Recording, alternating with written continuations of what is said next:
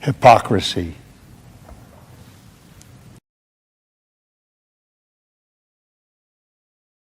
Thank you, Swing.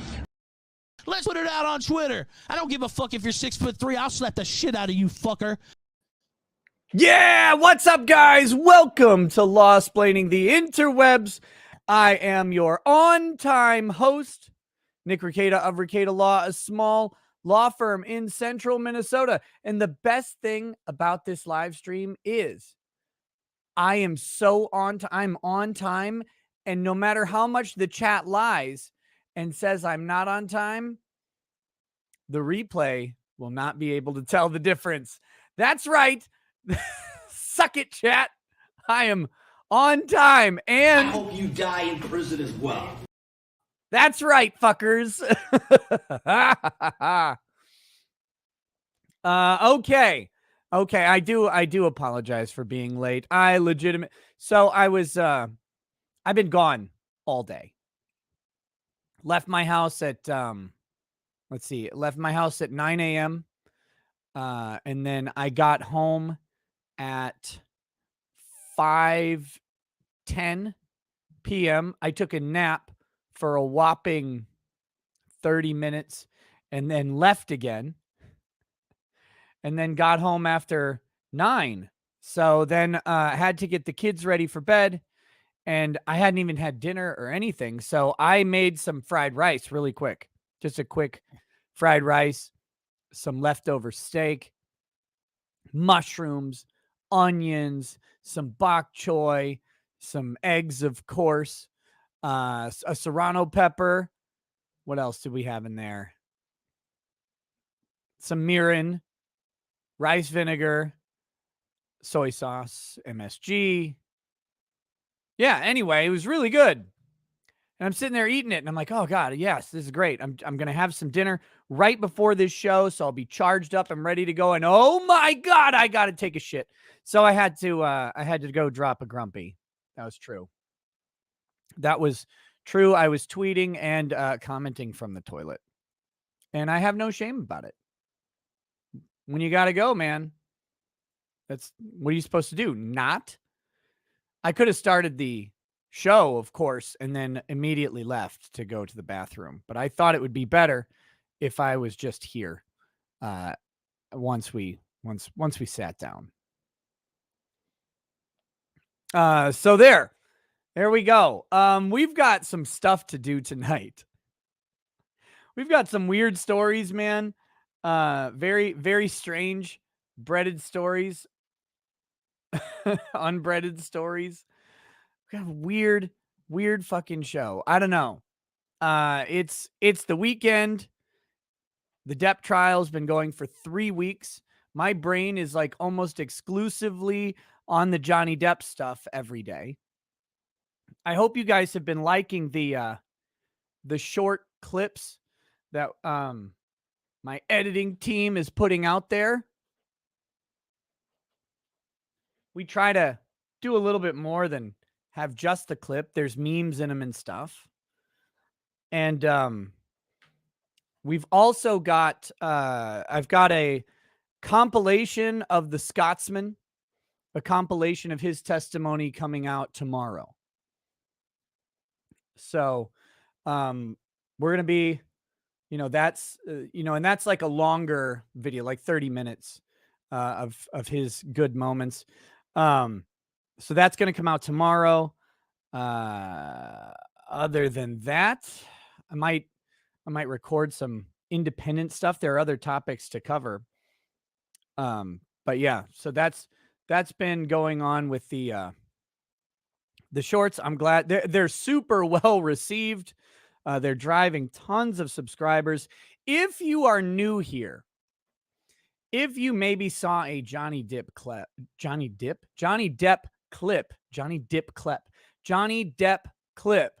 and you subscribed, and then you got a notification, you're like, oh, this will be interesting.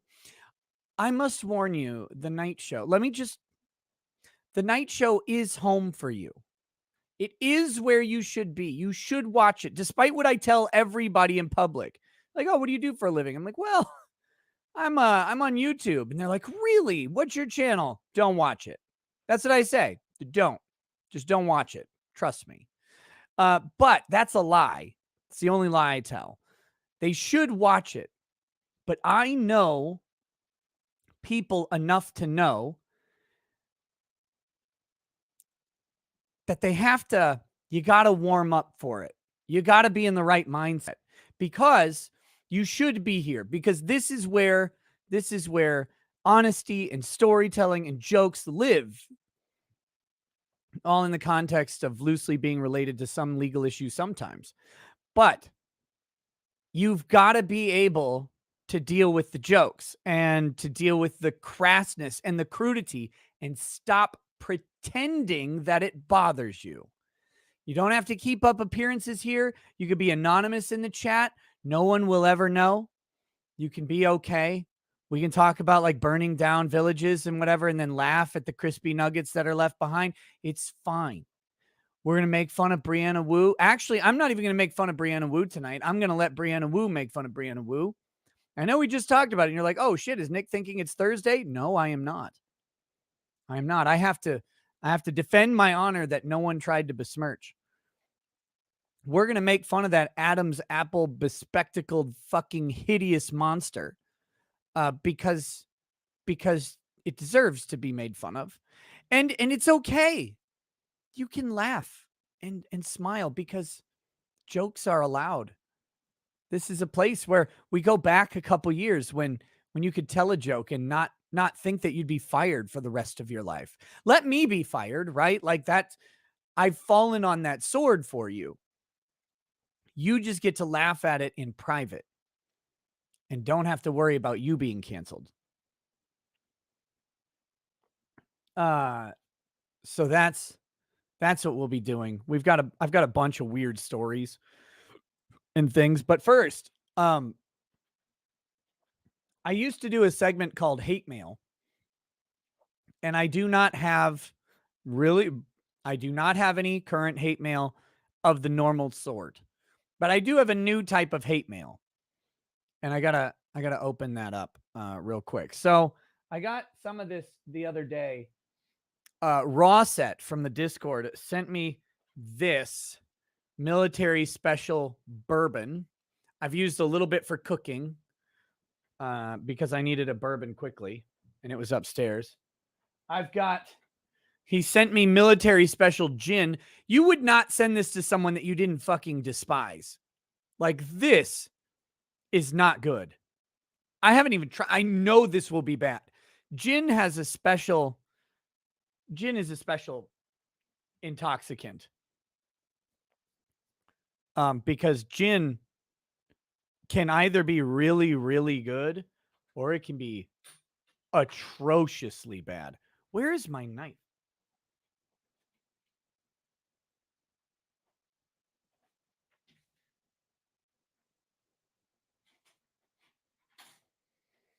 But I've got a couple other boxes to open, and I don't know what they are. They're all from the same guy.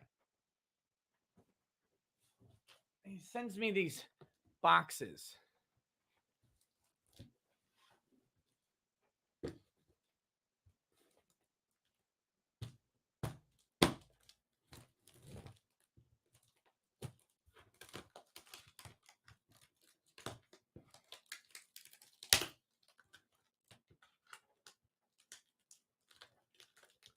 Drinking 2 whole bottles tonight.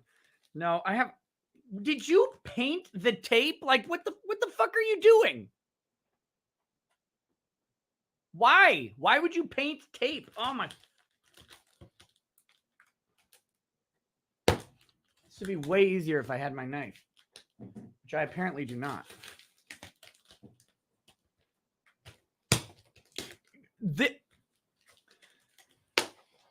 Oh, I'm so fucking mad. I'm covered in this shit now.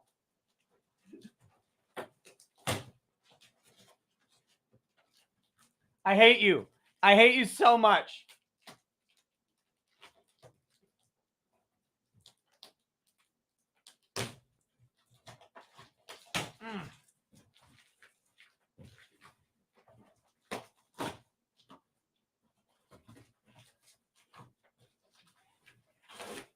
Okay. One of these. What is this? Oh, God, no. Military special rum. Disgusting. God.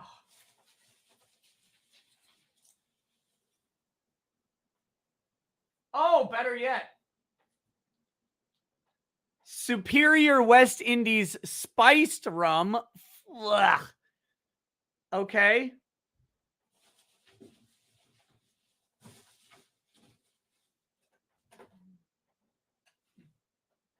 That's one. What's this? What did you tape this one with?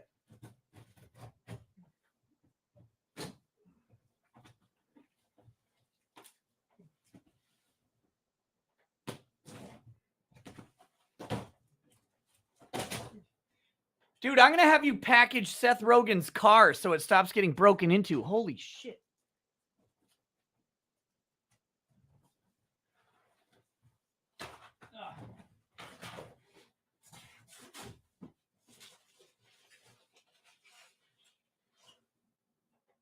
Oh, God. Oh. Tequila. Military special real gold tequila.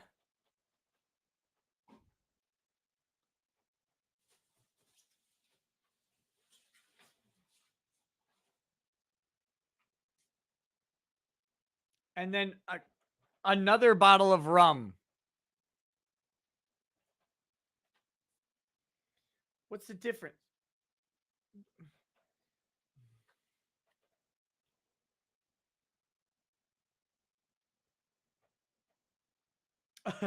Okay. This is the aged rum. So here's the regular rum, because this is what rum looks like. This one has been barrel aged for over 2 years. God damn it. Okay.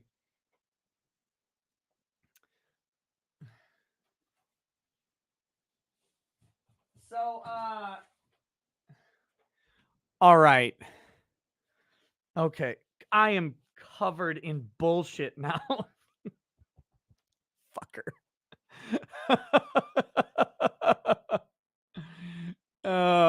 Okay, so,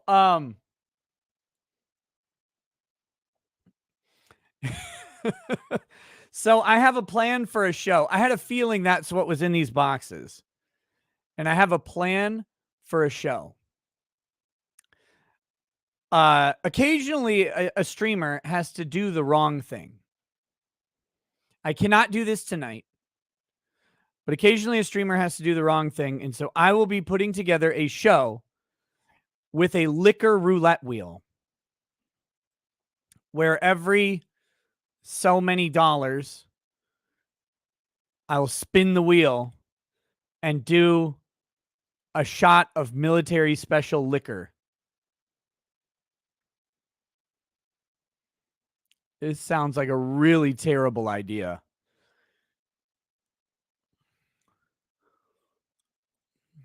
What I will not do, so the way Flash does it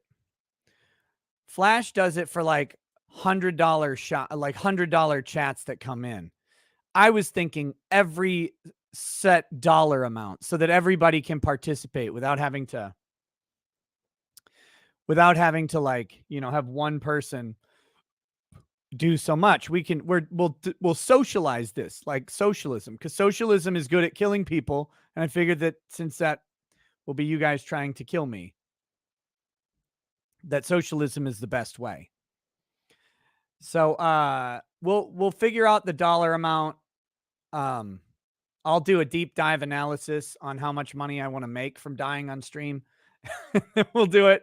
It'll be a disaster, I'm sure. So we'll figure it out.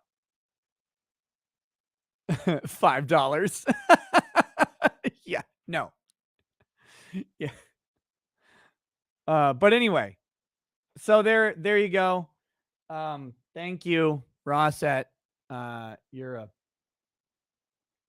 I'll catch you next Tuesday.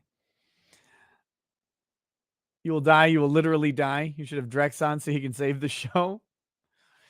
Oh, yeah. So that's what we'll do. I have not done a drinking stream, like a drinking stream, in a long time. That'll be fun. Okay. So now that that thing is aside, we can go into the stories of the night. So I only have 3 stories listed, but I've got a lot more. We'll see how we get to them. I've got the stack. So the 3 stories I have first are the Sperminator. We're going straight in on the Sperminator. Then CD Projekt Red goes Menstrual. This one happened a couple days. Some of you may be familiar with what I'm talking about there. And then Elon Musk brings the REEEEEE. There's so much Twitter ass hurt going on, and it just keeps coming. It just keeps coming. And so we're gonna do this.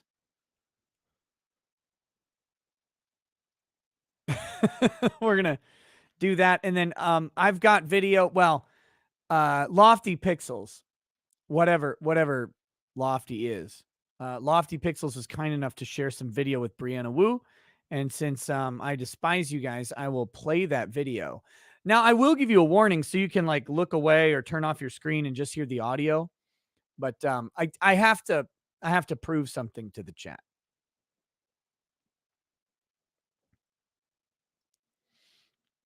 So all right, here we go. We've got a couple chats to read, of course. My gosh. Holy shit. With 371,000 subscribers. Pushing towards that big 400K, which is crazy.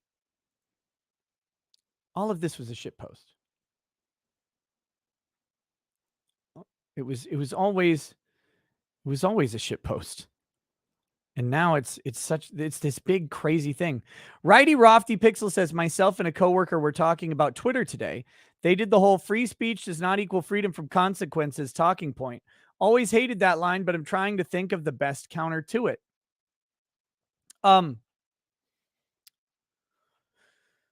Look, freedom from speech or freedom of speech is freedom from consequences. It is not attainable, right? Because like there's always a consequence. Someone doesn't like it or does like your speech is that. So there you can't ever achieve perfect liberty. It doesn't work. But that doesn't mean it shouldn't be the starting point, the foundation of your approach. So what people mean when they say we want free speech, right? Is you want to be able to say something and not have a bunch of fucking weirdos decide to engage in basically a harassment campaign, which might actually have been illegal a couple years ago, but the internet somehow makes it okay, where they take your one tweet out of the 10,000 that you've made or whatever, and they just go to like every employer you'll ever have for the rest of your life and try and get you fired. The consequence of someone saying, I don't like this speech, is that they don't listen anymore and they go somewhere else, or they click on a different person, or they respond back, you're a dumb motherfucker. That's the consequence. That's the acceptable consequence of speech. The person calling up every person that they've ever been associated with, taking their one tweet out of any context, out without consideration that it might be a joke or whatever, or they might have a cultural difference, or literally just be wrong, and then blast that and use that against them as a weapon for the rest of their life. That's not an acceptable consequence. That's called being a fucking gay. That's what that is. And if you do that, like if you're going to hound someone down for one thing that they said and like go and try and cancel them forever, stop it.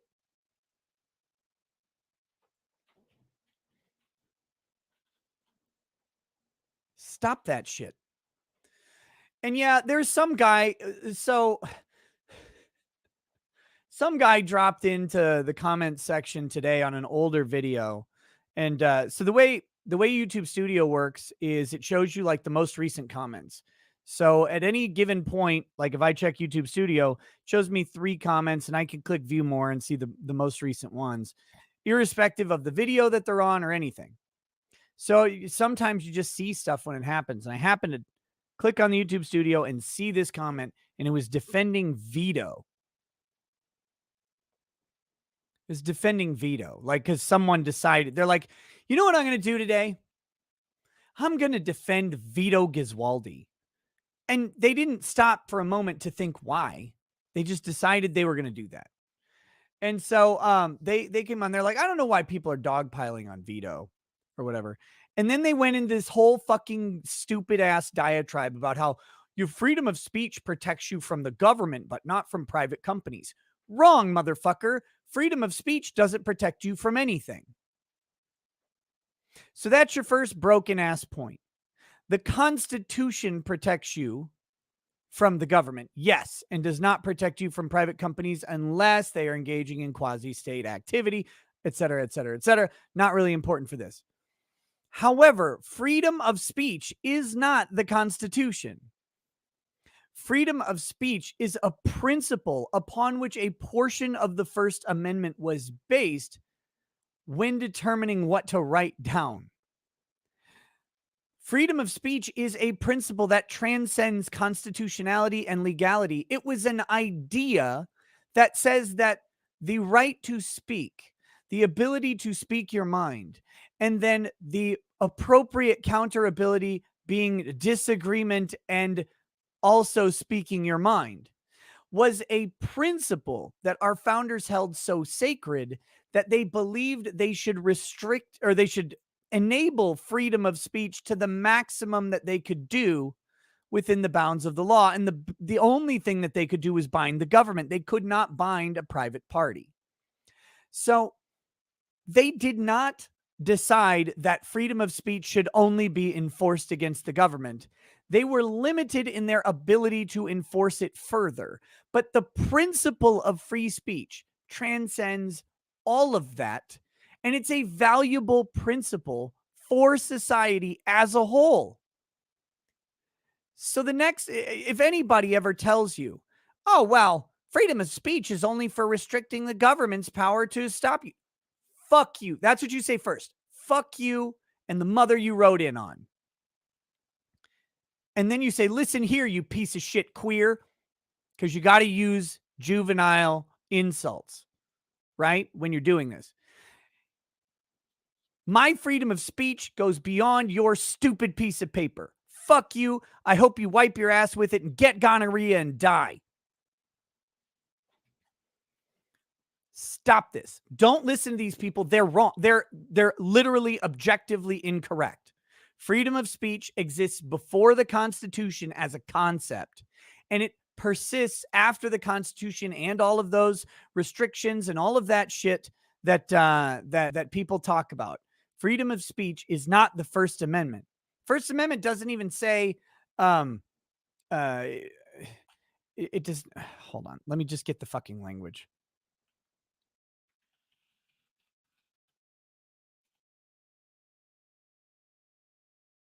Let's see. Here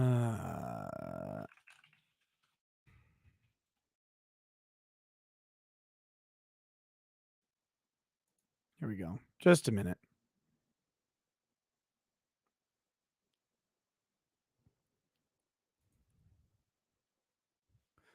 Oh my gosh. Here we go. First Amendment.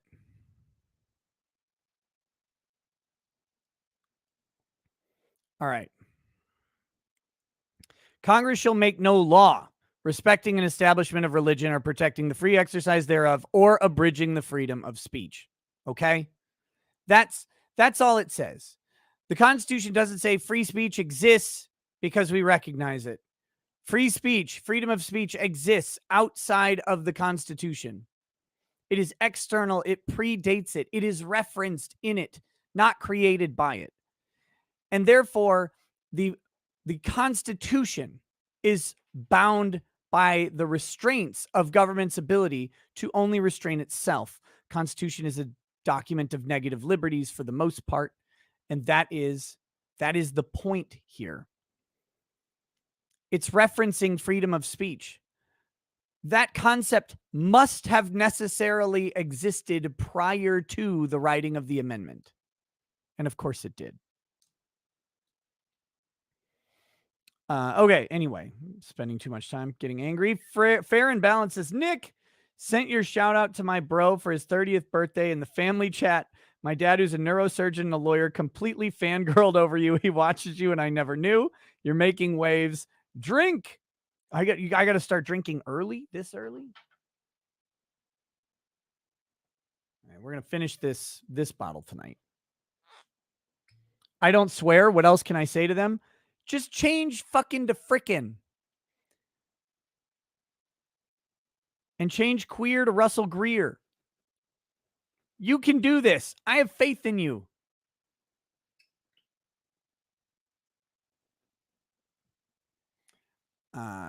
Anyway, thank you to Fair and Balance.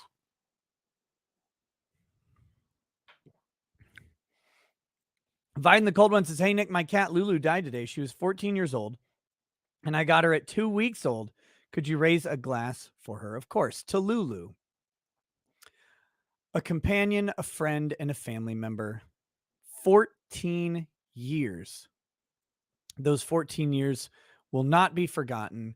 And though they don't communicate in our language, you can know that that cat hated you as much as you loved it. Cheers, buddy.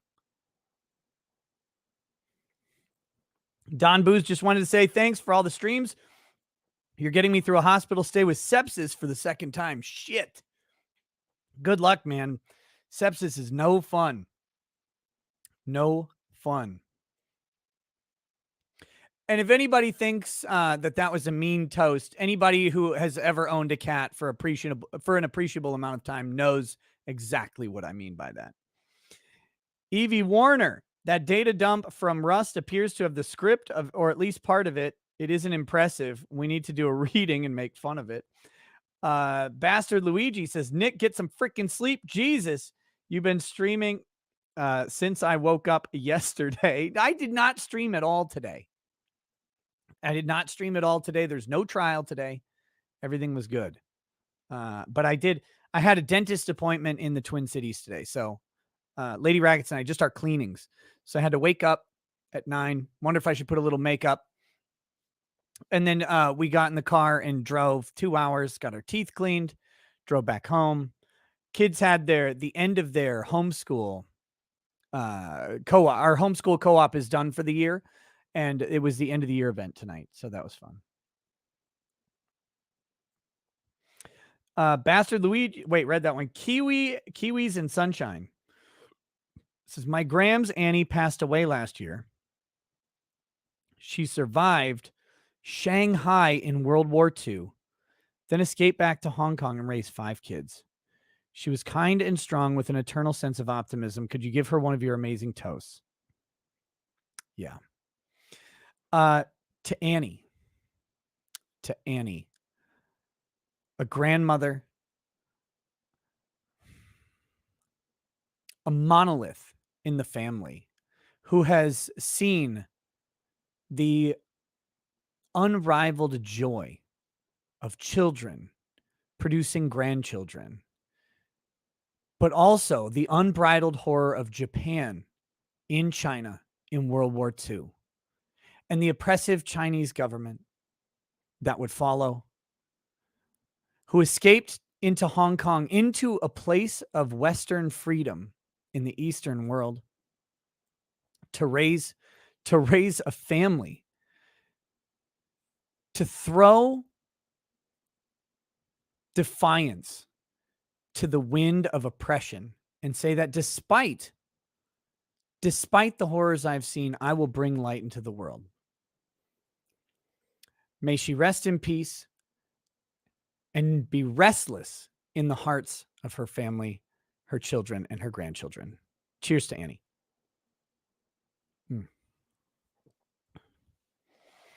Sindane TSP, it has been 1 year since I lost everything to domestic violence. My ex-wife tried to murder me, lost my career because of the stress, just passed my MCEI cert. I'm so happy. By the way, I've been around since the unicorn punched Hambly. Oh, yeah, buddy. I'm really glad. I don't even know what an MCEI certification is, but I'm really happy for you. I'm glad things are looking up. Look, domestic violence is no joke. And a year is a fast recovery. Brother, I imagine, or sister, no, brother. I imagine you're not fully out of the woods on the inside. But that being said, I encourage you. It looks like things are looking up, and I just hope things continue to go well for you. Nick's Taste Bud says, how much rage could a rage pig rage if a rage pig could rage pig? I don't know. One or two more suies, probably. Tony Goza, I was nervous about sending a super chat, but unlike Alec Baldwin, I did pull the trigger. No, just like Alec Baldwin. Just like it. Next. Righty Rofty Pixels, Ricada, friendship ended with 1K likes for a shot. Toast for the chat and their loved ones is now my new best friend. Yeah, sorry, the 1K likes for a shot got to be literally deadly during Rittenhouse. I couldn't do it. The Goose, Honk, thanks for your kind words on my last super chat. Any advice for someone trying to get into religion? Yeah, go to some churches. Don't just go to one, go to a couple. See what you like. When you find one that you like, and this is get into a small group, at least for a while. I think they're very valuable. Small groups at churches are really interesting, and you build good community and camaraderie in them. But yeah, just go try them. Don't feel like you have to go to the same church. Don't feel like you have to be beholden to any particular church, pastor, religion, priest, anything. Go try them out. See what you like. Find a place that resonates with you. When Lady Rackets and I got married and moved to the Twin Cities, we went to Faith Covenant Church in Burnsville, which was a great church at the time. I have no idea what it's like now. But the pastor there was a guy named David Clark. He was the dean of theology at Bethel University, and his Sunday sermons were like it was like a theology class. He taught like a college course, and that really resonated with us. It was great for us. Other people did not really like that style, though. So what this boils down to is go find what works for you in style, in comfort, in form, so that you can actually listen, absorb, learn, and grow, and find new avenues to study for yourself. Holy Ozone, how the hell wasn't Alex's first thought to shut up and get a lawyer? Hollywood's dumb. These people think they're immune to everything. Even the Church of Satan. Yes. Yeah. Suffering Succotash. Yes. Even the Church of Satan. Try it out twice. Just like Anton LaVey did. Tall Skinny Geek says late and suspiciously shorter than usual. Christina Benedict says Johnny for the win. Wolfgang Deo says Boomer is late and Faye as always. Muhammad was a pedo says my 13-year-old wife Fatima passed when a camel broke loose and ran amok, causing havoc in my palace. Please raise a glass in her memory. Assalamu alaikum. To Fatima.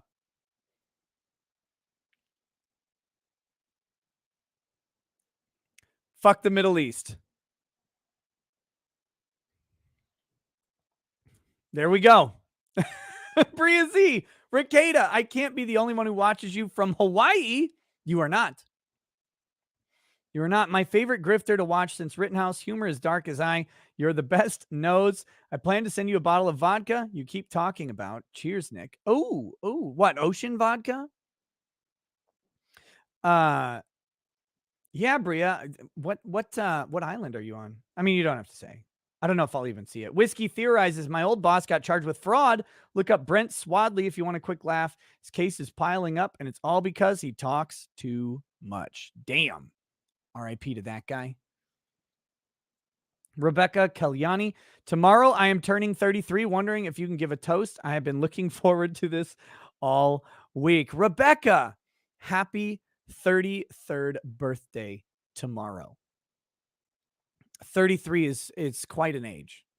It really is. It's a time in which your life is no longer being figured out, but is figuring out, if that makes sense. You're no longer grasping no, you're no longer searching. You're now grasping. You're grabbing onto the things you like. You're holding them tight, and you're letting go of things that are no longer important. It's a time of maturity, but still a time of virility and excitement. May all of that virility and excitement find you wherever you are for as long as you want it. Cheers and enjoy. Luke Slivkov says late and catboy sexual. Oh my goodness. Music and fiction. We'll do a couple more and then we're going to get into the first story. Was working on my automobile today, and I had the thought that trannies belong under engines. And in last night's case, trannies belong under jet engines. Theme of the night, everybody have fun tonight, Wang Chung. There you go. Junebug says, can you pray for my friend Johnny, aka JC Music? Father of one and a good husband, got stage 1 cancer. Can you toast him and check his music out on YouTube? He's a fan of yours. Let me write it down. I'm not going to pull it up on stream. But everybody check out JC Music on YouTube. I'm writing it down so I can check it out a little bit later. And yeah, I'll give him a toast. I'll give him a toast. To Johnny, diagnosed with stage 1 cancer, which is not fun news. However, the bright side, of course, being it is stage 1, it is not stage 4. There is time, there is technology, there is wisdom, there are doctors, and there are options. Your path to recovery begins with you, Johnny. So may you be uplifted, encouraged, and forward thinking on this new journey, new chapter, and this road to recovery. Cheers. It's going to be a long night. Going to be a long night. Tina, I was searching for the Depp trial in incognito, of course, mostly all mainstream media, and you were nowhere to be found, but I did find Asmongold reacting to the trial. I know you love him reacting to stuff. Lol, get wrecked. Game Guy 151 says, why do you look like Dr. Benton Quest? Wait, like Johnny Quest's dad? Well, because I am. Skoda says, if you're not watching Skoda Big on Twitch, you want to smash Chris Chan's fupa. Daphne Lansborough says, do you like Woodford Reserve? Yes. Woodford is a great go-to whiskey. It's not one I keep on my shelf, but I don't keep many whiskeys on my shelf. I cycle through to new things. There's so many to try. There's always another whiskey. So, but Woodford's a great go-to at various restaurants or bars when you're not sure about the selection or the quality of their good bottle, their higher end bottles. Sometimes they've been sitting a little long, like a little bit too long. Out here, if you buy a high-end bottle or a high-end shot out here, there's a 50-50 chance that it's going to be like skunky. It's like the bottom of the bottle. It's been sitting there for 8 months. Colonel Crayon says, start with the tequila. We're not doing the roulette tonight. Not tonight.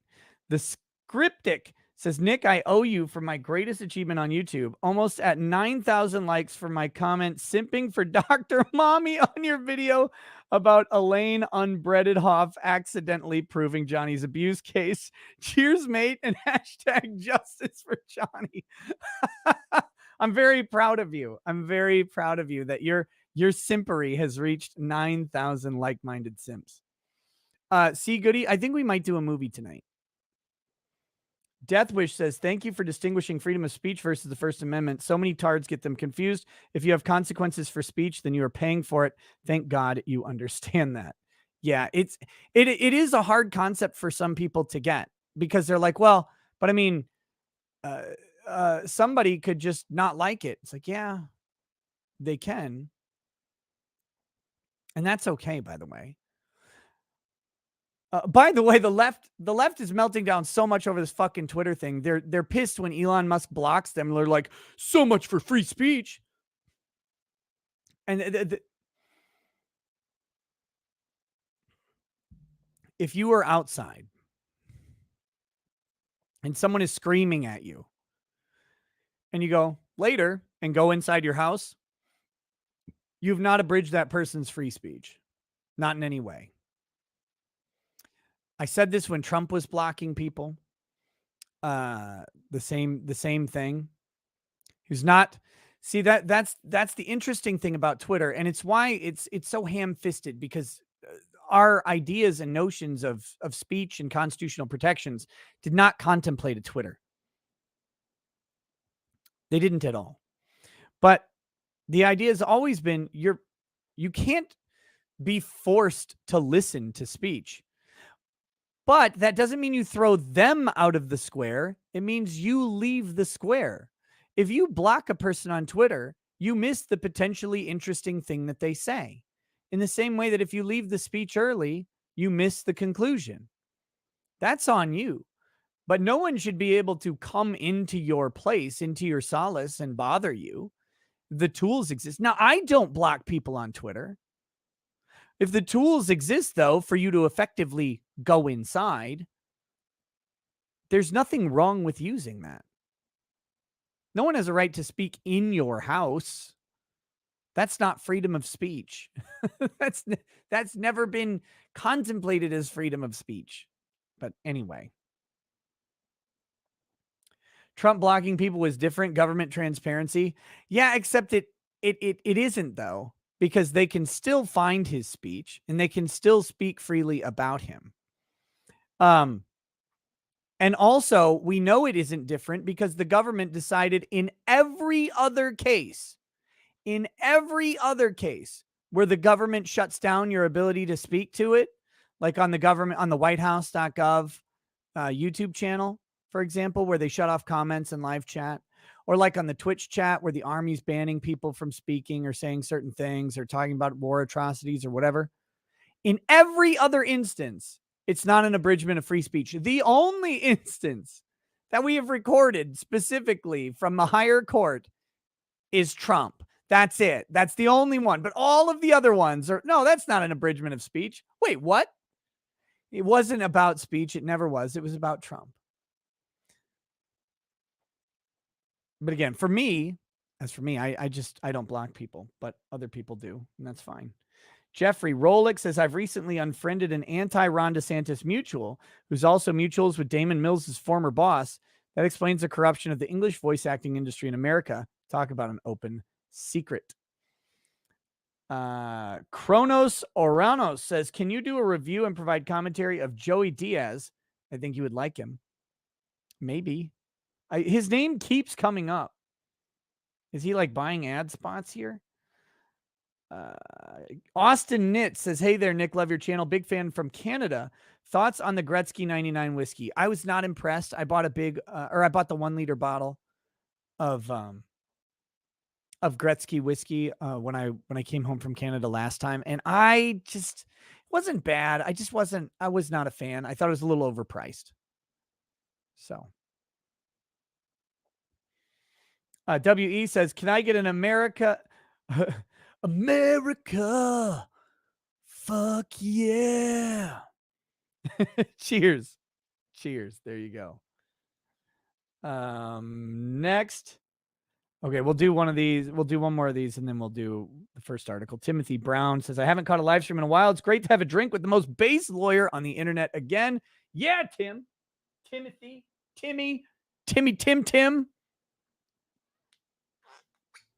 Coming again to save the motherfucking day in America. Fuck yeah. Freedom is the only way, yeah. I love Team America. What a great movie. Timothy Brown, cheers, buddy. All right. Let's talk about the Sperminator.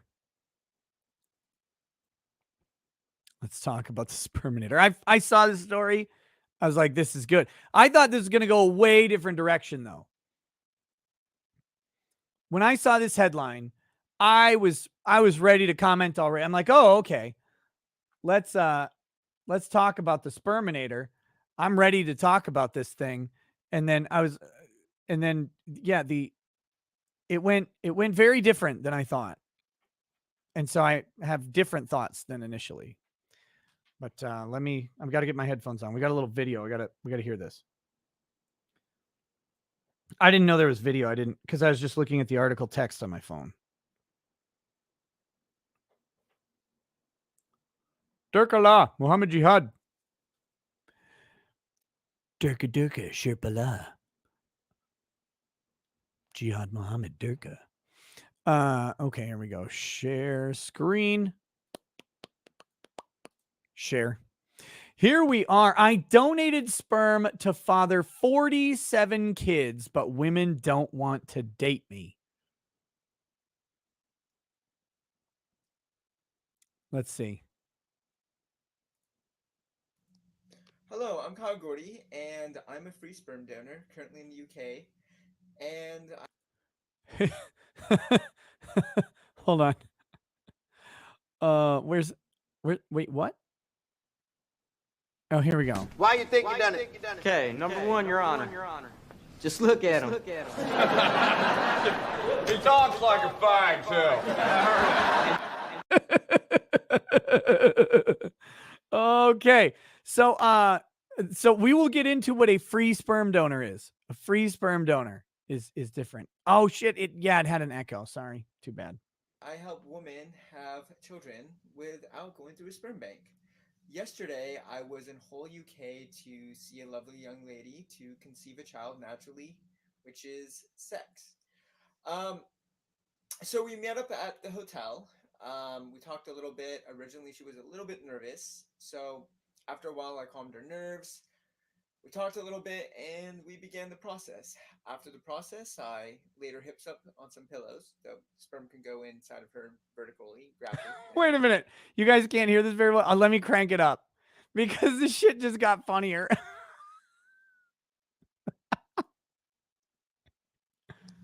Hello, I'm Kyle Gordy, and I'm a free sperm donor, currently in the UK.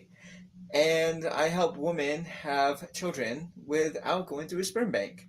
Yesterday, I was in Hull, UK to see a lovely young lady to conceive a child naturally, which is sex. So we met up at the hotel. We talked a little bit. Originally, she was a little bit nervous. So after a while, I calmed her nerves. We talked a little bit and we began the process. After the process, I laid her hips up on some pillows. The sperm can go inside of her vertically, gravity, After that, we talked a bit. We got to know each other. We realized we had a lot in common. She comes from a very well-educated background. Her family is very well off. And, what I really like about her is that she's open to me meeting the child. And she actually wants me to meet the child. She says, hey, if you're ever in Hull, I'd be glad and happy for you to meet the child and spend time with us. So I think she's going to be a great mom. Currently, we're waiting 2 weeks to see if it works or not. So hopefully, fingers crossed, and it works. And hopefully, it's all good. Thank you for listening.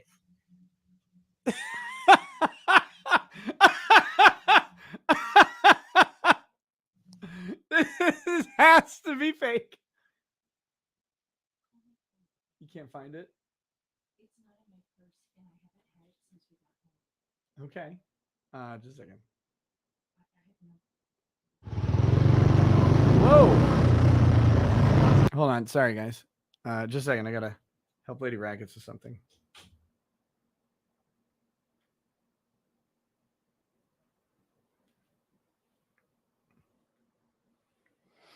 Oh, my goodness. No, I have not sent that to Drax because I have not seen that before. That was marvelous. That was marvelous. So this guy, this has to be a troll, in my opinion. But maybe it's not. Let's read the article. His love life has been sperminated. A prolific father who can't find a partner might seem like a paradox. However, a California sperm donor with almost 50 biological children.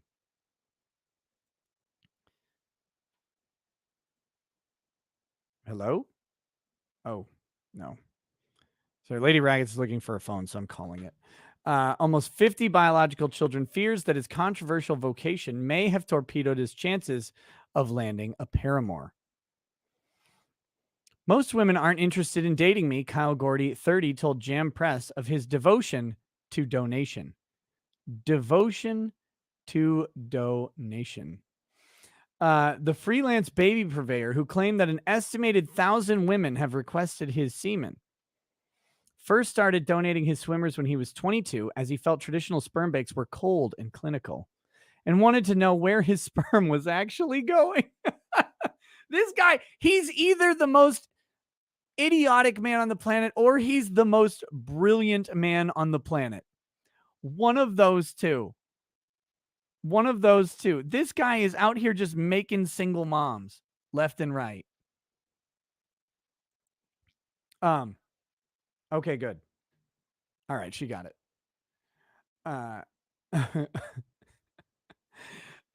He first started donating his swimmers when he was 22 as he felt traditional sperm banks were cold and clinical. Yeah. So like a mom and pop producer in a sea of corporate sperm merchants, the entrepreneur began promoting his free service on Instagram, and soon scores of aspiring mothers came a-knocking, Jam Press reported. As soon as 2 years after donating, I got more attention, as that's when I actively donated more. Gordy explained, I had a few successful pregnancies, so I started receiving messages on my Instagram from women, which I was really surprised about. Look at her. Who's this motherfucker sitting back there? So this dude just goes out and he just rails out some random chick, and then he's hit it and quit it. He's done. Do you know how much legal liability this guy has? It is off the chart. Off the charts amounts of legal liability here.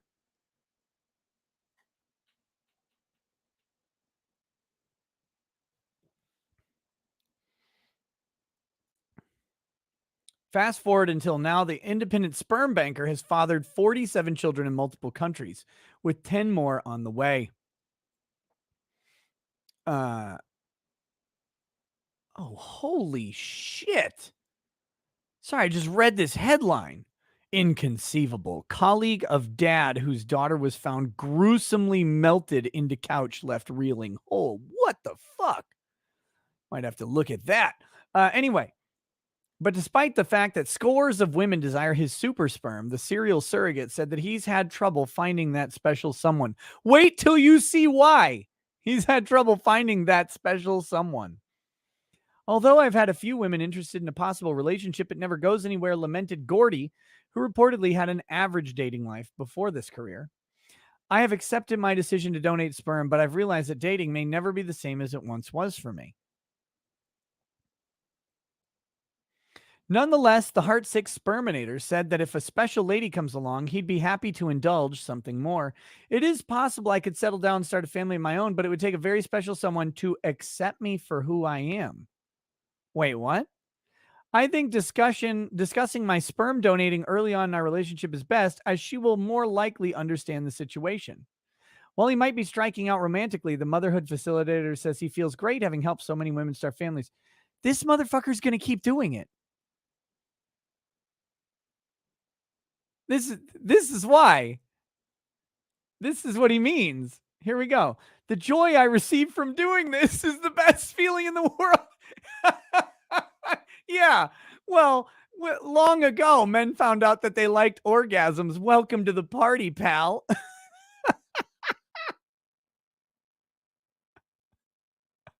Said Gordy, who openly meets his children regardless of whether they're actually his to care for. I regularly receive pictures of the children, so knowing they are doing well is great, he added, and apparently the feeling is mutual. I don't think so many women would be interested, as most of them had money and could easily go to any sperm bank. However, after hearing their reasons, most stated that they wanted the option for the child to see their biological father. Not just a U.S.-based donor, Gordy is currently on a sperm donation world tour with recent stops in Scotland and Germany.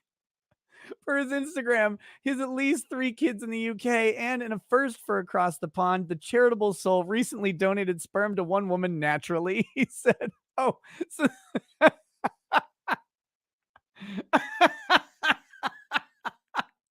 look, he's just expanding his business options."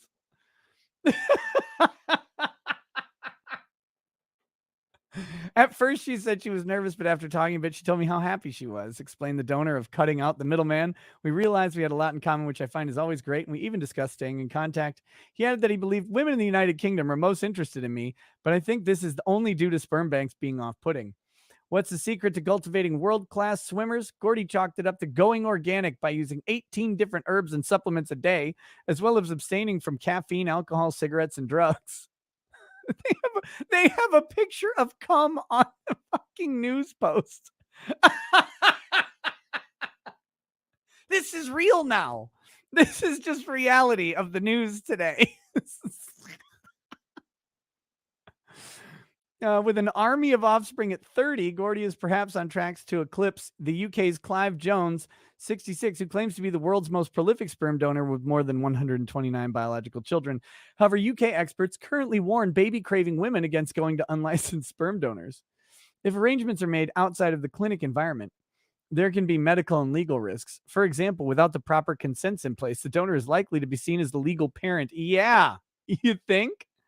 With all the rights and responsibilities that involves, said a spokesperson for the Human Fertilization and Embryology Authority, clinics will also rigorously test all donors for medical and hereditary illnesses. That's why we always encourage sperm donors and patients to go to a licensed clinic where these medical and legal issues are taken care of for them and where the welfare of the child is always primary concern. So there you go. This man's like, women aren't interested in dating me. That's because he's literally going to fly around jerking off to other women constantly. He's like, I can't stop, won't stop. This is who I am. This is who I am. Look, honey, I gotta go. Where are you going today? Thailand. Thailand, I gotta make a donation. I gotta make a deposit.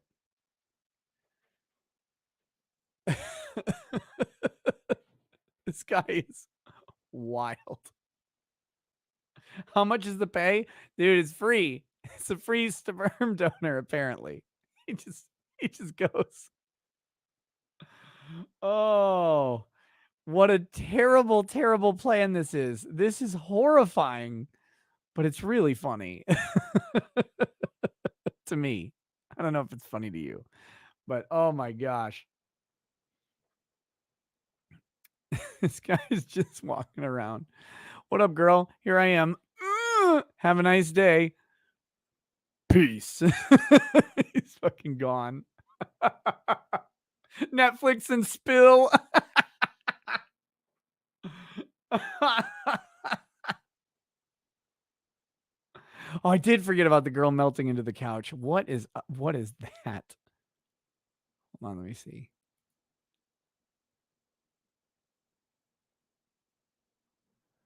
Oh shit.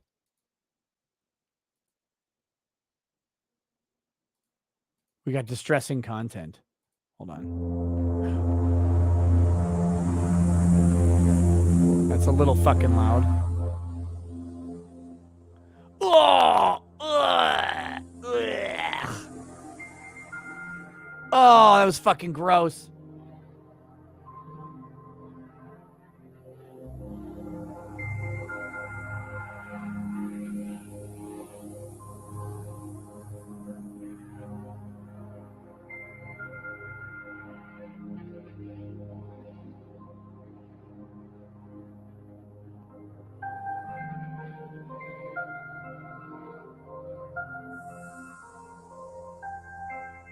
Holy shit.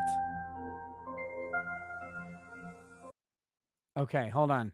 A Louisiana couple whose daughter was found dead, covered in human waste and melted into their couch is facing a possible murder charge.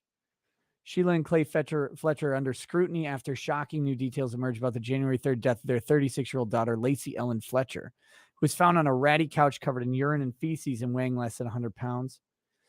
Clay resigned from the Baton Rouge Civil War Roundtable in the wake of the disturbing news, while Sheila, a former town alderman, is reportedly on leave from a job as an assistant to the Zachary City prosecutor. Shocked because it doesn't match any of my experience of him. He's completely different than what you'd expect someone like that to be. What the fuck? Oh, that is fucking hideous.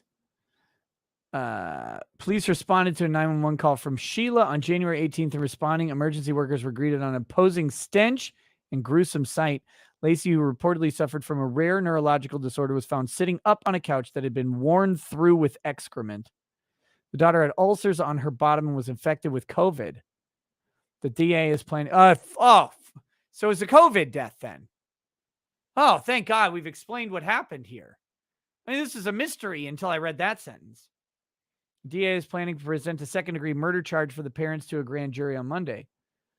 The Zachary City prosecutor did not immediately respond to a request for comment from the Post. Fucking COVID got another one. Cannot believe it.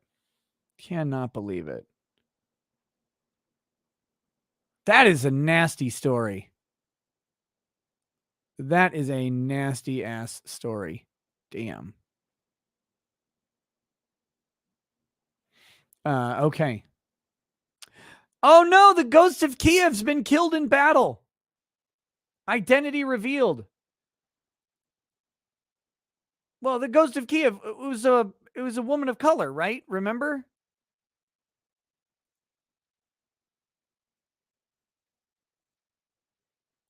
This is from today. The ghost of Kiev. She's dead.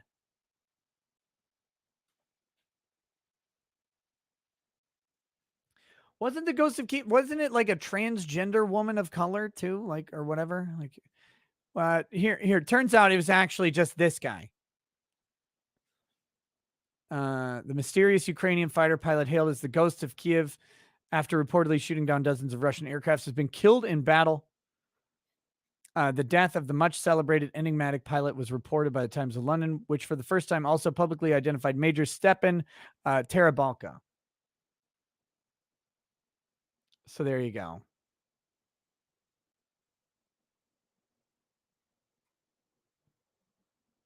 Stick to cultural issues, you shyster lawyer. just laughing at this weird ghost of Kiev story that is perpetuated and metastasized into something wild the whole time. So there you go. That's that. I don't care about the story. There was just a headline there. I was like, I thought that was supposed to be a woman.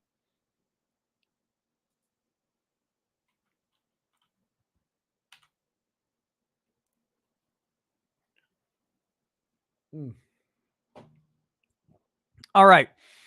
So that was the Sperminator. That's the Sperminator then turned into the fucking melted girl, which is, God, it was hideous. Guys, I'm not making commentary on the Ukraine-Russia situation. I don't fucking care about it. I just don't want us in it. It was just a thing. So like, chill out. Cause it was supposed to be like a black chick.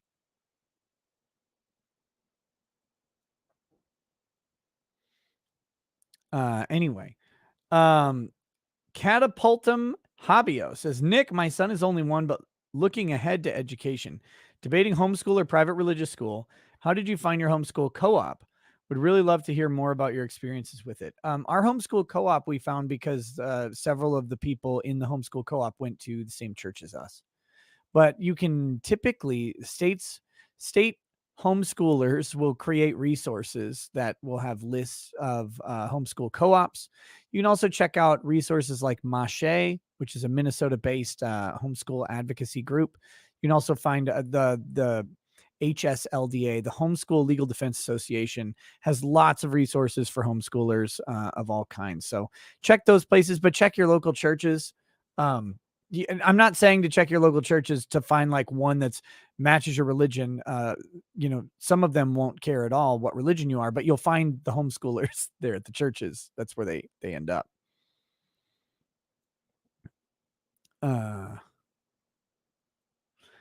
Okay, so IceCat11 says, can you say a toast to my mom who passed away recently? She was a mother of 4, fought through organ transplants, and my best friend.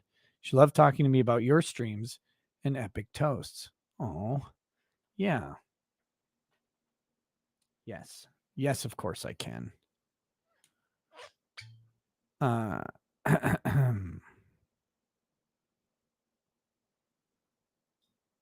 are going to have me hammered tonight.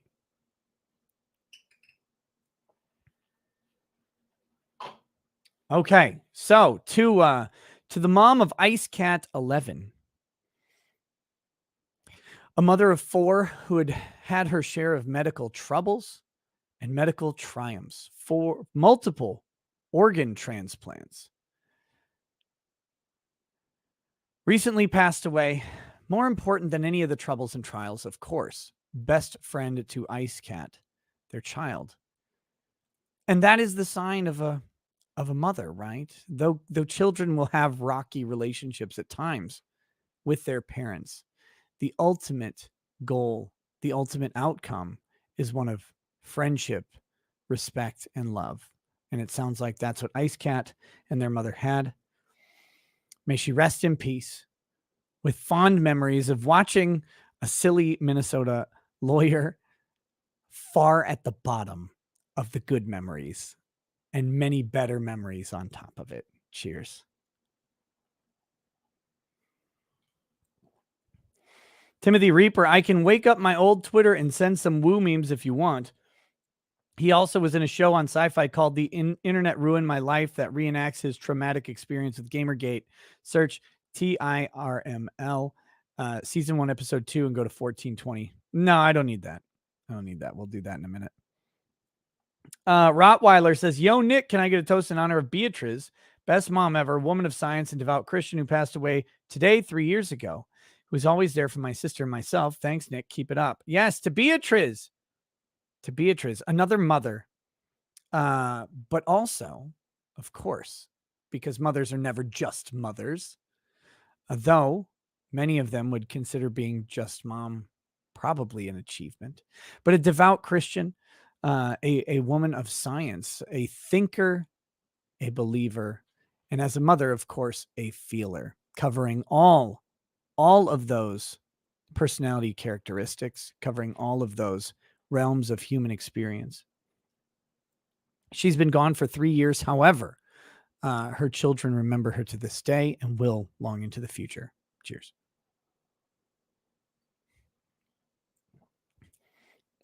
Toxicity. Drex, can you toast my girlfriend? She met up with Drex and the Smash Bros, and she coomed to death while I was out of the room getting the snack trays. To Toxicity's late girlfriend, she became a human eclair. R.I.P. and cheers. All right. Ponder my orb says, my baby boy got out of the NICU for the 3rd time in 3 months. He's got a clean bill of health now, and thank the good Lord. Can you raise a glass to my son? Oh my goodness, guys, you're trying to kill me here. I'm going to need to toast myself soon. Yes, to ponder my orb's baby out of the NICU, the neonatal infant intensive care unit, or the natal intensive care unit, for the 3rd time in 3 months, but now with a clean bill of health and a long and exciting future ahead. Cheers.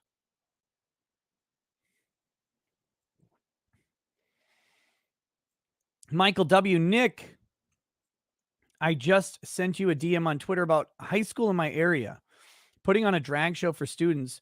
Was interested to get your thoughts and opinions on the topic of a drag show being an extracurricular sponsored activity. What do I think about it? You're up against the wall, and I am the fucking wall. That's what I think about it. There you go.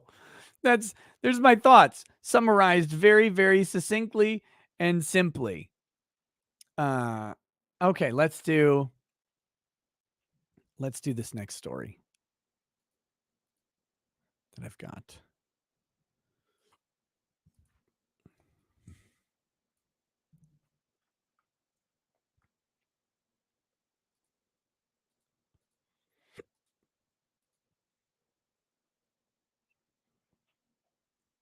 Okay, here we go.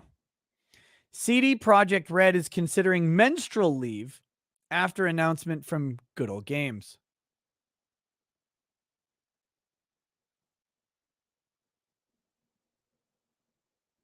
I don't know how I feel about this. I'm not sure how I feel about this issue. Although large-scale change is always slow, it's about damn time. We've seen the games industry moving in a better direction over the past few years by way of workers' rights. While much of those conversations have been focused on crunch and outing workplace abusers, a new conversation about menstrual leave, because this is the same as this, has emerged by way of Good Old Games, a digital distribution platform for media and a subsidiary of CD Projekt. We're happy to announce that effective today, we're implementing menstrual leave for all menstruating employees because they can't say women. Remember, CD Projekt Red was this was the tits company, man. This was every gamer was like, yes, finally a non-woke company that just makes fucking awesome games. And then Cyberpunk happened.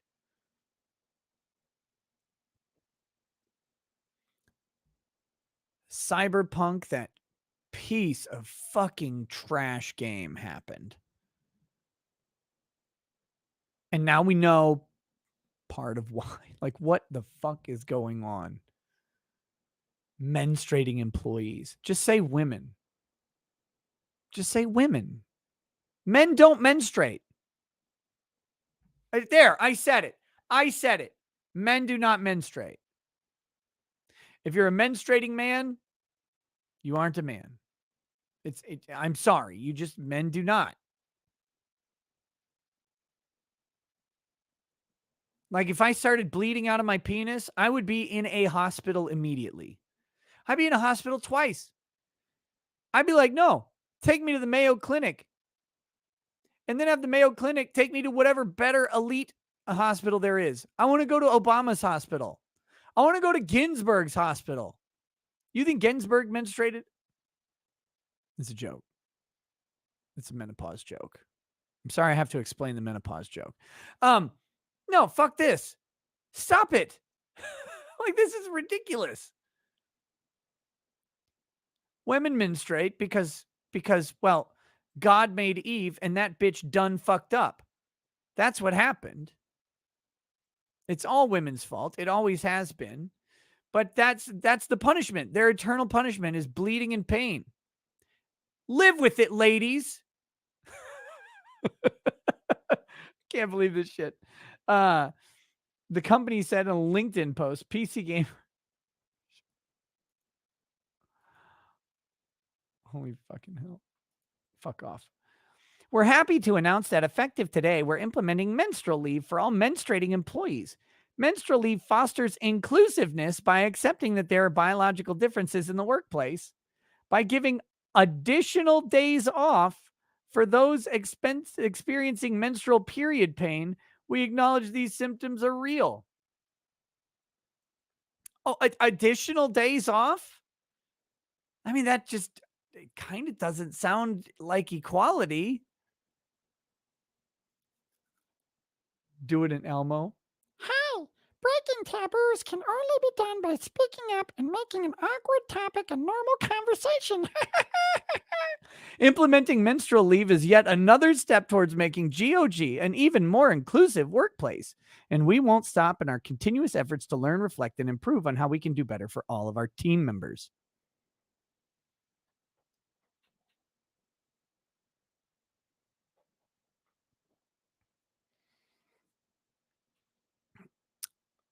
So there you go. I wonder how this can be considered inclusive when it's the exact opposite of that. Inclusivity is about removing differences in how a person is treated based on factors such as gender, ethnicity, religion, not the opposite. That's called discrimination.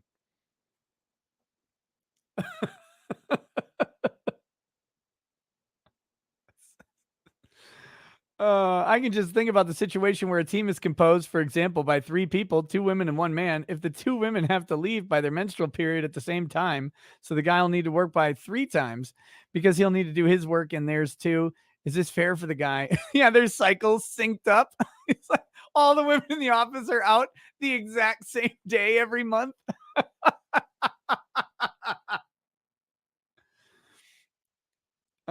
As a woman, I 100% dislike this. Thank you. I think this is walking backwards instead of forwards. This will make any hiring manager feel uneasy to hire a woman. This isn't the problem, sweetheart. More than they already are. This is why I'm 100% in favor of same-time paternal leave for both parents, for example. So for a company, it would be the same to hire a man or a woman. Menstrual leave is ridiculous and puts us several decades back. I think it's a great idea for someone trying to be nice, but unfortunately hurting several years of progress.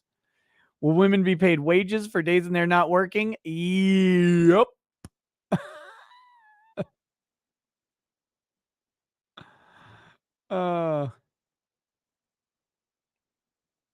Oh my goodness. Let's see. Here we go. GOG's culture. Gabriela Simonzowski led the initiative to implement the menstrual leave policy.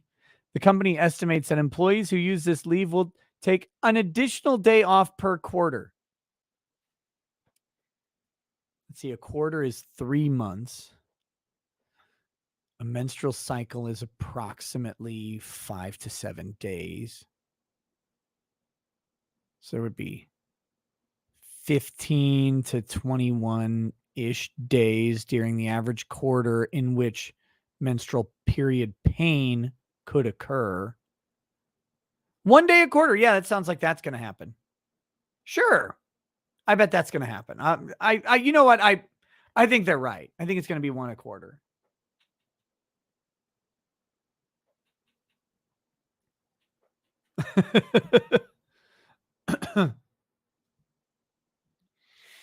Okay. All right. Here's their tweet from March 8th, 2020. Ladies in red, it's a pleasure working with you. Happy International Women's Day. Larger conversation about menstrual leave throughout all industries has been brewing for months now. When did this start? For months? With some raising concerns about policies, while some consider to be controversial, Main fears that those who will take the leave will be considered less capable, Axios said. No, that's not, again, the less capable thing is not the issue. It's complete gender-based discrimination. It's gender-based discrimination. I have menstrual pains too. Though I don't menstruate, when my wife does, sometimes she can be a little pissy, right? Her bad day can turn into my bad day pretty quickly. That's the nature of a relationship. So I should get a day off too. I'm going to start taking my menstrual leave from this show, just so you guys know. That's what I'm going to do. That's that. Oh boy, CD Projekt Red is gone. Like it's done. They came in, they made their things, and now they're over. Get out. Get out. Do you have sympathy menstrual pain? No, I don't. I have sympathy menstrual annoyance. Right? I think most husbands do. Oh God, I hurt. And I'm like, well, should have thought about that. Why aren't you pregnant? Right? That's the answer. No, I'm just kidding. Obviously, I am done having children. That was just a joke. She beats me? Yeah, that's true.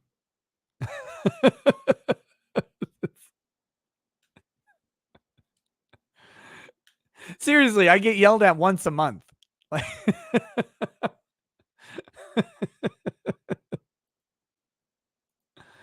because that's just how it goes, right? When you're an asshole, like you're a snarky ass like me, then there's one time a month where it gets to her. Oh, holy shit. What a fucking weird. What a weird place we are at, man. I don't know. I don't know. Okay, let me do a couple more super chats and we'll do something else. Low Pro says, "Hey brother, was elated to see you and AK Jesus hit it off so well, but are you going to cover the Damon Mills stuff you didn't get to the other night? Don't know if I missed it. If I did, disregard. I read his stupid gay Twitter thread and it was so fucking boring. Like, yeah, okay, you threatened a guy and who accused you. The industry backed you up, and then the guy retracted because he got a message from a lawyer. He said, "Oh, I made up the screenshots. They didn't look made up, but okay, sure, whatever. What are you going to do about it?"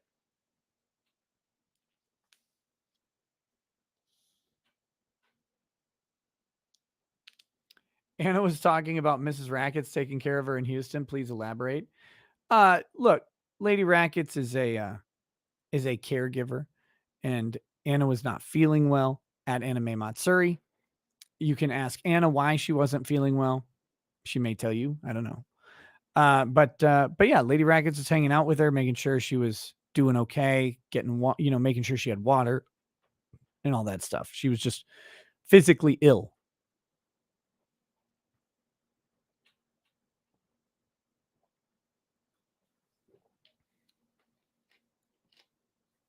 Show your fingers. We need to confirm that she's not pooping on your side of the bed.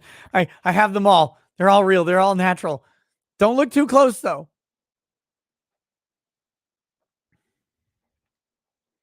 Bearalicious. Yes, the defense always goes second. They do. All right. The denialist says, seriously, what the fuck is this nonsense? John Dennison, Nick, I love your channel and your humor is top notch. Thanks for being a real guy in a fake universe of YouTube.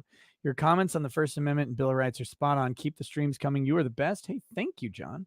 Brian Kenner says, Nick, my daughter is doing a report on Australia. Can you give her a quick summary? Yes. To Brian Kenner's daughter, Australia is not real. You have to consider all of the facts that would be necessary to make Australia real. First, what are you, a globularist? Australia would be on the bottom side of the disc. So that already doesn't work. Next, we know Australia can't be real. Australia is apparently, purportedly, a prison colony of the UK, as if they couldn't find somewhere fucking closer. Freaking closer. I don't know how old your daughter is. Closer than Australia. They allegedly sent a boat around the rest of the entire world. They had to dodge all of the land on the entire planet to end up on this mythical island. And then they left all of their prisoners there. Just the prisoners, though.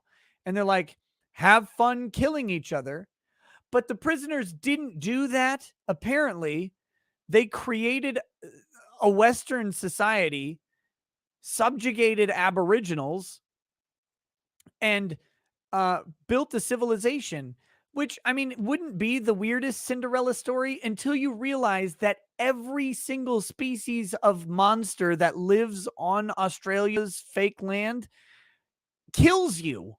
Every spider is the biggest, most venomous, deadly spider on the planet. Every snake bites you directly into your genitalia and injects so much venom that you explode after dissolving from the inside out. The koalas kill you. The drop bears kill you. The mongooses kill you. Everything in Australia is deadly. And yet a bunch of drunk, irate prisoners from the UK founded an entire civilization. Even the natives of Australia will kill you. And they're like, no, actually, we're going to do this. Right. No, wait. Right, man. We're going to do this. We're going to build a giant fucking opera house, you know? We're going to build that. We're going to make a shit beer called Foster's, make everybody in the West think we drink it. That'll be the greatest stroll ever. And we'll tell everyone we killed everything with boomerangs. Right? And to top it all off, when it actually came time to fight the land, they subjugate an Aboriginal primitive population with a history of tribal conflict. which has been hard for everybody else in the world, right? The Yankees over here in the United States go out and the natives are fucking killing them left and right, even though they got guns and they're like, just like, whoo-hoo, and they got bow and arrows and they're throwing tomahawks and stuff. They're killing everybody. It's really tough you have to have Andrew Jackson to just straight murder or more than half of the native population. That's the only way it even happened. Cortez had problems. Columbus had problems. All these people had problems with native populations. You know who didn't? A ragtag group of criminals from the UK. They just show up down there and they're like, oh yeah, no, we got it. We got it. And then, but the one time that they're apparently tested is by flightless birds, by emus. Emus come running around and they just can't manage to stop them. A horde of birds just thundering across the plains defeats the Australian army. And we're supposed to believe that this place that has gone through everything else on the planet loses to birds, but still exists. I don't think so. I don't buy it. It's garbage. Oh, and they produce some decently hot women too, which of course it can't be. Can't be real. None of this can be real.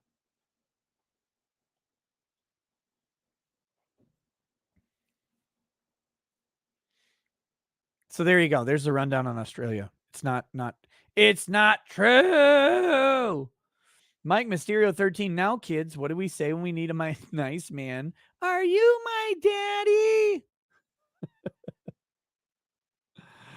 Oh, the squid says this MF is trying to be the next Genghis Khan, but without the grape and murder. Maybe in 1,000 years, 1 in 20 in America will be direct descendants of him, like 1 in 20 in Asia are with Khan. Crafty Huragok says, without a right, there is nothing left. Also, when everything is not going right, go left, the U.S. government. Vicky Morley says, hey, Nick, can I get a happy birthday toast? First time super chat, long time watcher, always here for the bands. Yeah, Vicky.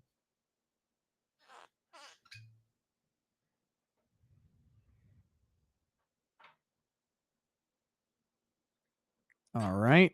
And put this bottle to bed. And then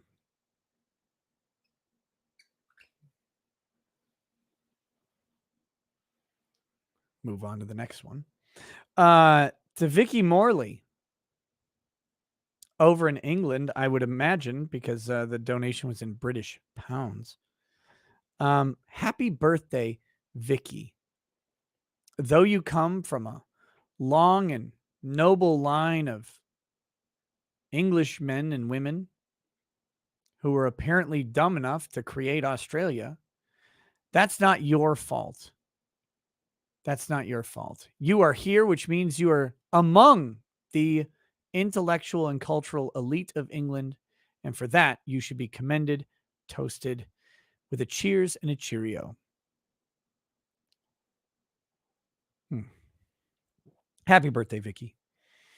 The squid says, in other news, I just found a used couch for sale on Craigslist. Only sat in once. Oh, no, gross. Oh, that's disgusting. Stephen Cooper says, RIP legal mindset. Wait, what is RIP legal mindset? What happened to legal mindset?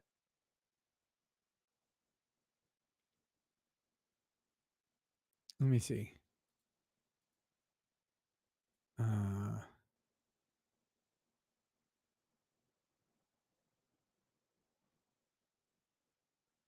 Why are people saying RIP to legal mindset?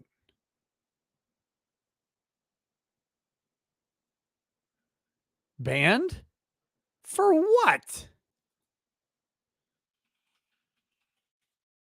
Oh, he was the ghost of Kiev. Oh, okay. Okay. Yeah, he looked like the ghost of Kiev. Okay, gotcha. God, here I am. I'm like, did he get banned off of YouTube? Like, what for? Oh, he looked exactly like, yeah, that's right. He was the ghost of Kiev. Jake says, last I heard, Ghost of Kiev was fake from a video game confirmed by the game developer, and the news wonders why we call them fake.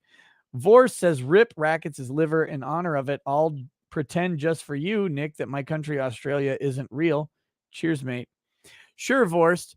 Pretending it isn't real which will be just a giant leap from pretending it is. Have fun in Idaho, brother. Can't fool me. Fuzzy Logic says, Nick, as an Aussie, I've always sensed the place is a bit fake. You've made a few comments, including insights into a bird war we lost. This was censored in school.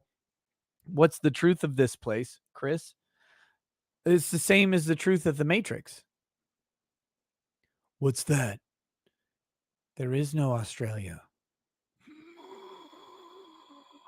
Once you realize it, when you know, you know. When you know, you know. ASO says, can women get a 60% salary reduction then, since they are out of the office half the month? Debbie O says, you think dealing with her period is bad? Just wait until menopause. No comparison. It's a treat for the husband too. Corey Cast says, Australia is made up. Oh, a New Zealander. Of course, the New Zealanders know this, by the way. People who go to Australia are actually just going to New Zealand. Monkor002 says they lost to rabbits, for crying out loud. Kaz25F says, hi, Nick. First super chat. Thank you, Kaz. Thanks for the laughs you've provided me as I adjust to life after the loss of my husband of 35 years to cancer. I'm also a cancer survivor, but I'm now confined to a wheelchair. Keep up the great work. And Australia is real. Kaz, there's only one thing real about your statement, and that is your story of you and your husband. And 35 years. That was the life expectancy not that long ago. You guys, they say, I don't know if you're religious, Kaz, but Christians believe that the two become one. I think a lot of other people have a similar thought about that, whether they're religious or not. But the two lives become one, become a new life. And you guys legitimately did that. You created a new, distinct, and special life. And as you adjust to the loss, you carry on that life in the same way that you survived cancer. A piece of you is gone, but the whole will always be there. And I mean the whole with a W, of course. Cheers to your 35 years.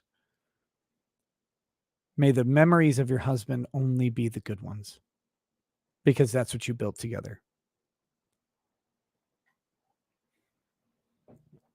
Also, your fake country is fake. Okay, so there we go.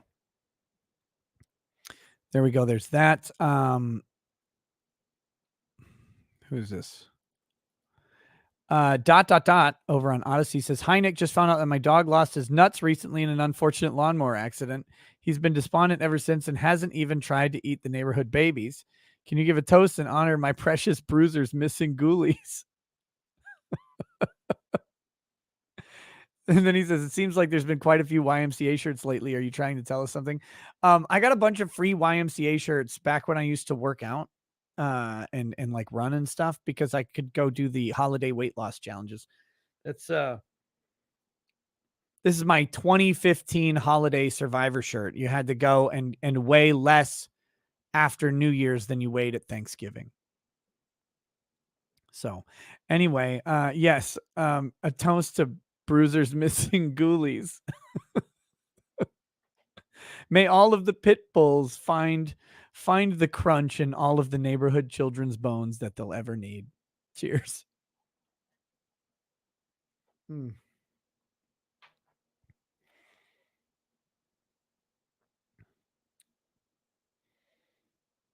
Okay. So there we go. All right. We got to do this Brianna Wu thing. I would apologize for you if you guys weren't so rude to me.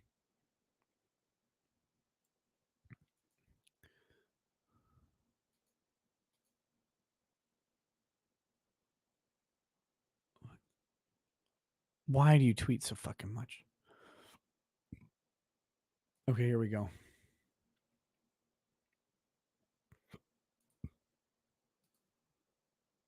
Oh God, this is going to be great. I got this from Lofty Pixels, but I'm not going to. His comment is not bad. It's just not really relevant to what we're going to talk about. Go check out Lofty Pixels on Twitter, guys. So yesterday I talked about Brianna Wu, and I did a Brianna Wu impression. All right. And people are like, lol, that's funny. It wasn't funny, you bigots. My Brianna Wu impression wasn't a joke. I'm actually kind of offended because you guys were technically making fun of my impression. And I think I have worked on impressions really hard my entire life. I have been like, I practice this stuff. And you guys kind of shit on it there. So I was a little bit hurt by that, but I'm a professional. I sucked it up. So here you go. Brianna Wu, who survived the Gamergate trolls, tells Elon Musk, listen to the pros.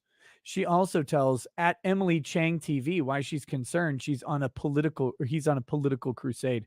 Here we go. Let's take a look at what this says. If you could give Elon Musk some advice, what would it be? I think the main thing I would say is listen to the professionals. Oh, every time I hear it, I got to turn it up just to make sure you understand. I was doing an accurate impression. People thought I was just memeing. On the trust and safety team, I cannot emphasize to you enough, these are data-driven professionals. They're not ideologues. They sit there and they comb through literally large reams of data every single day trying to figure. No, they fucking are ideologues. You fucking lying piece of penis. Everybody, the trust and safety team are not data-driven individuals. They are ideologues. They ban disproportionately conservative ideas. The only politician who has ever been actually banned from Twitter is Donald Trump. Like, that's it. Like, if Hitler were alive, he would still have a Twitter account. That's how fucking insane Twitter is.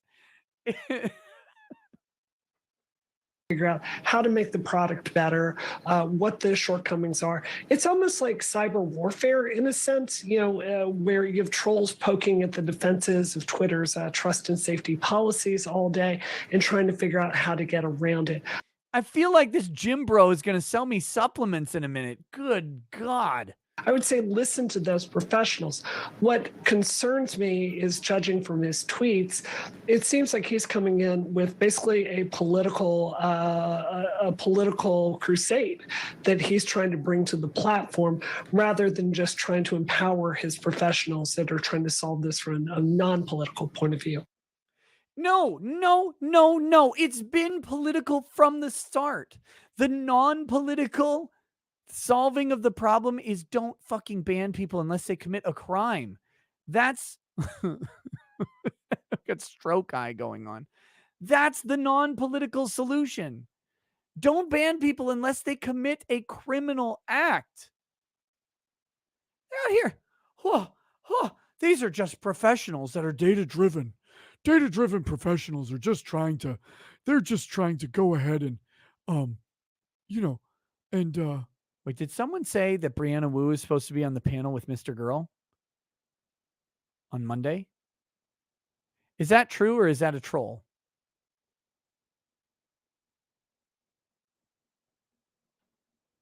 I'm waiting for you guys to hear that.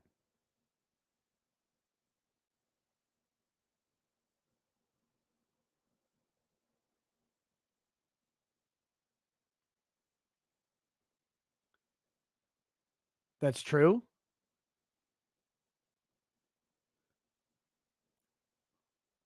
Well, I guess I have to go on, right?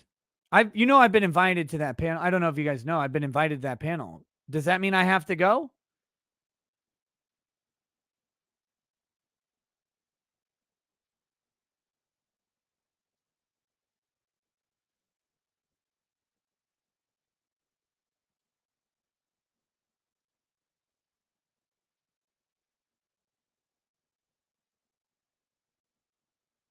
Oh, man. I think that's a lot of yeses.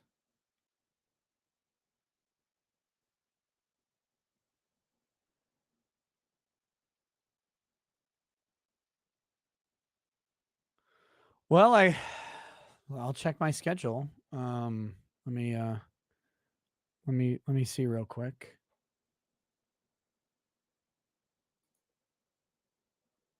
Let me see what the date is.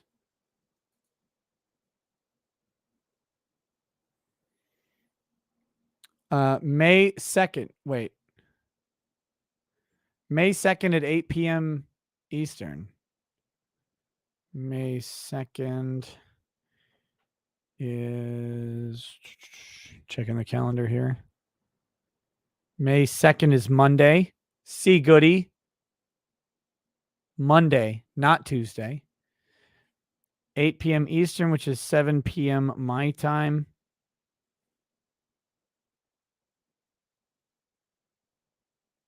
I mean, I'll respond right now. I'm in.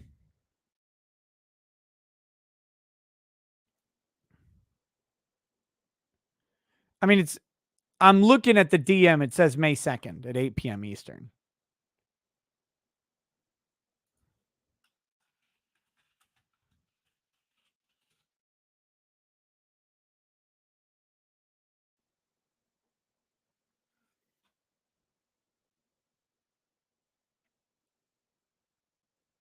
I sent the request to confirm. So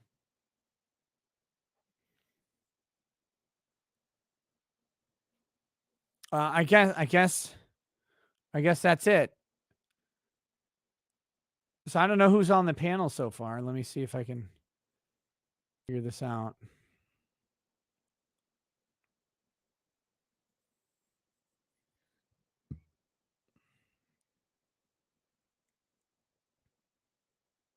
Let's see.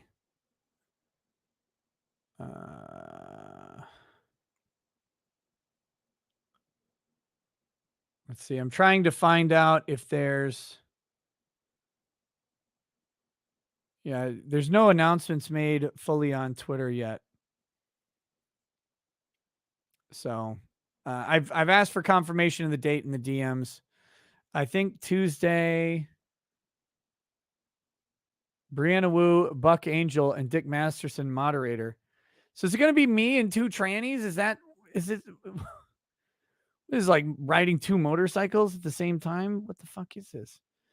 Let me see what my Tuesday looks like, just in case he typoed the date. I'm free either day, so it's fine.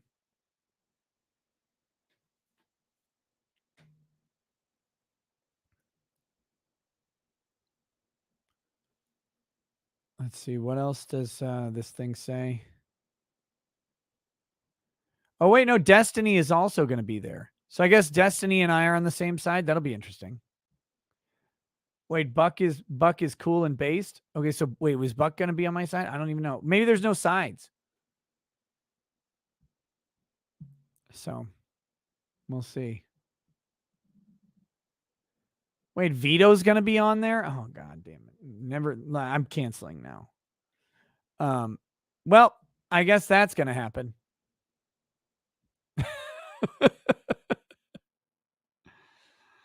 Oh.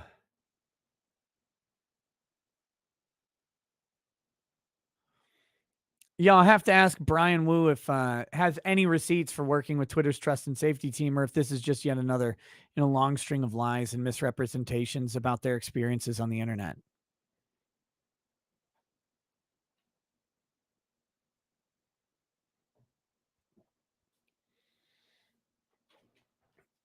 All right. Well, that'll be interesting. CG Slum says, speaking of Vicky's, I'll be interviewing Vicky C. Kundert's sister, Sandy, Sunday at 8 p.m. Eastern time on the CG Slums channel. Happy birthday, Vicky, and Australia is fake. So Vicky C. Kundert is Vickyverse. And so CG Slums will be interviewing Vicky versus sister. Ask him where Vicky lives. Or ask her where Vicky lives. See if she actually got served or not. That's the real question. What channel is the panel on? It'll be on Mr. Girl's channel, I assume. Brianna Wu's dead name is John Flint. Wu specifically pointed out it was an unpaid job, so not receipts if anyone asks. Yeah, of course. Blazecast says, first off, I'm listening to the King Bike by rights of nasal law while putting together my daughter's sororitas army for her. Second, everyone's dead. Whatever, should not be gay and sobby, but envied for leaving this clown world. Mr. Bentham says, Nick, I am so sorry I ever doubted your impression of Brian. May you be right. Maybe you're right about Australia after all. I am. Bryce Chambers says, I see that limited edition Storm of Iron, Iron Within, Iron Without. Yes. All of the books that you can see are limited edition on that shelf. And the Storm of Iron, that's a double deep shelf. Like I have so many limited Warhammer books. They're what I collect. They're my vice. They're what I love. Stephen Cooper says, doing a panel on my 30th birthday. This ought to be good or a shit show. Probably the second one. Okay, let's do I've got more stories.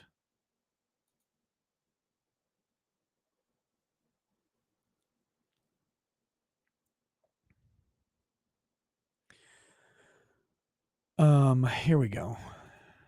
We'll start with this one. This is a series of stories about Twitter and Elon Musk.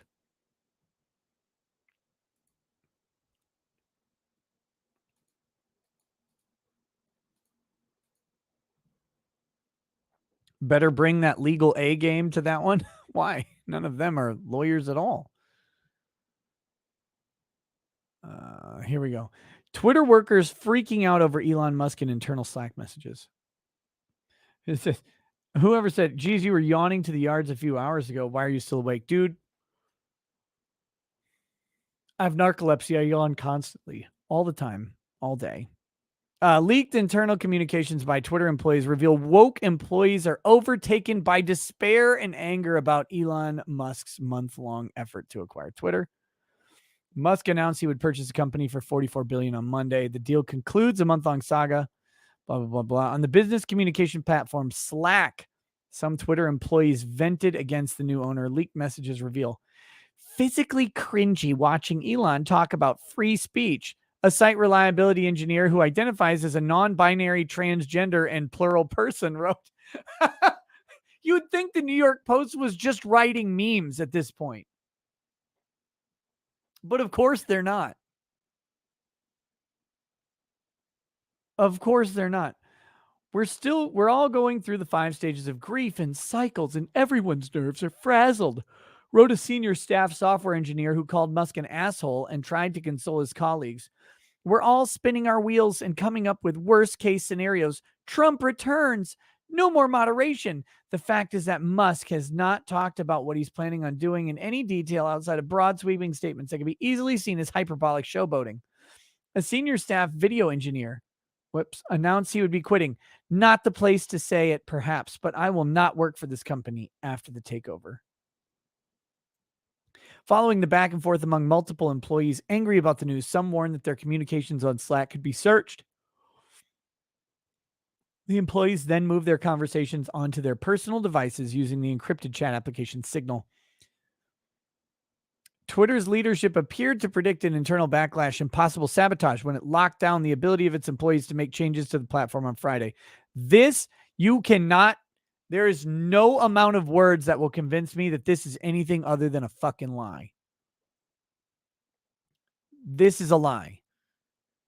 Twitter did not lock down employees' abilities to make changes to the platform.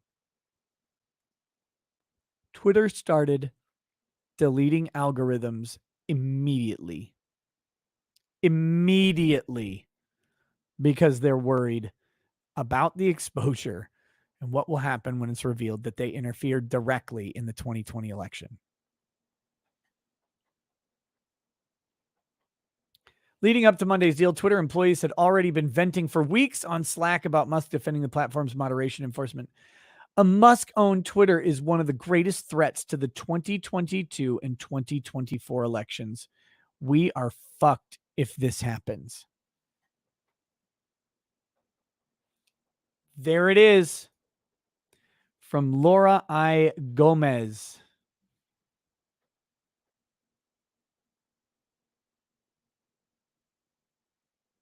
There it is.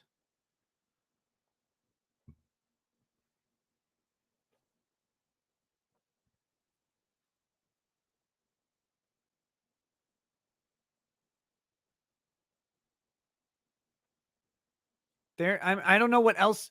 Again, we already saw the New York or the Time article, Time magazine article about how the media, led by a group of politically connected fixers on the left, fixed the 2020 election.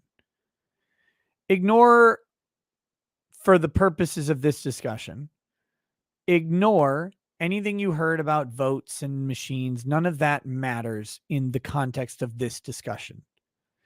There was a group of well-connected, well-moneyed, politically savvy people on the left who set out to control the narrative about the 2020 election long before the 2020 election, and they did, including with the suppression of the Hunter Biden laptop.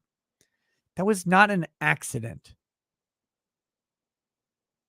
That was planned. Like, all of that was a plan, a consistent, positive narrative about the Joe Biden campaign, and ignorance and suppression of any negative media was a plan by people who admitted it in a Time magazine article. So YouTube, by the way, not talking about fucking votes or Dominion or any of that shit.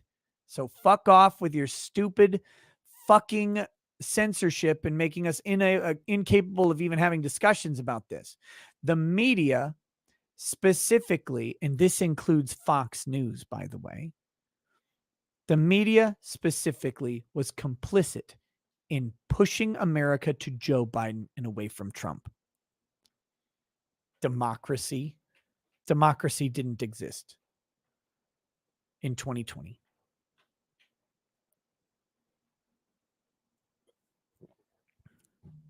When the media is controlled by political actors on one side, and they're all in it together, and they're so confident in what they did that they boasted about it in a very long Time magazine article.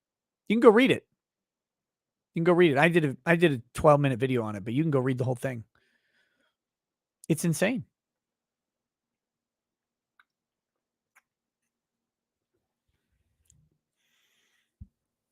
A reliability engineering manager said Musk's views on free speech is cover for, I want to not be held accountable for saying or amplifying harmful things.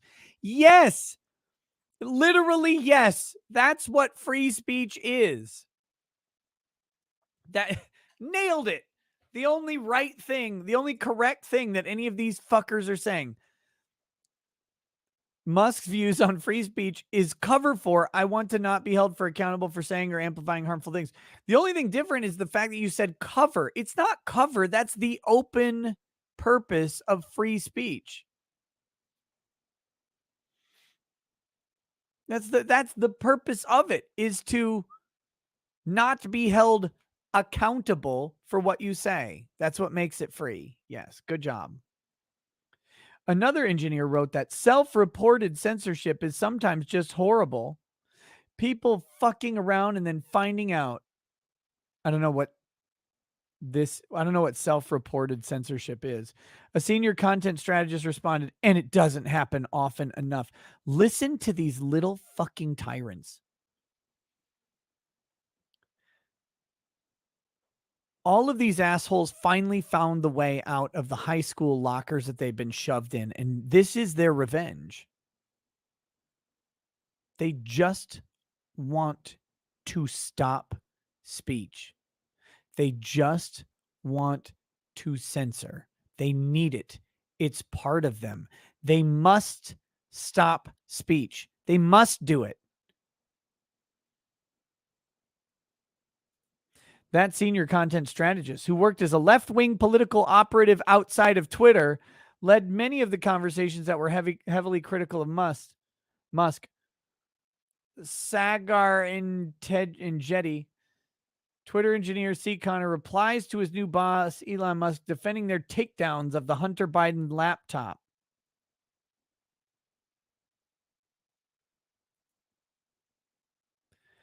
So Musk says suspending the Twitter account of a major news organization for publishing a truthful story was obviously incredibly inappropriate. Mind you, the New York Post here, this is the publication that they suspended the account of. That's not what happened. Twitter had a policy about hacked documents. We applied this policy equal. Bullshit.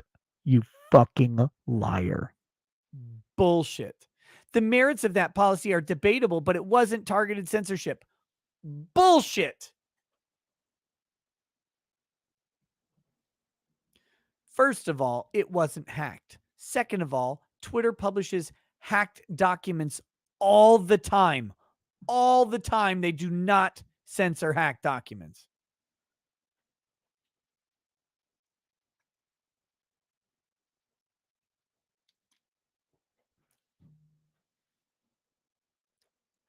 It's a fucking lie. And it's so irritating.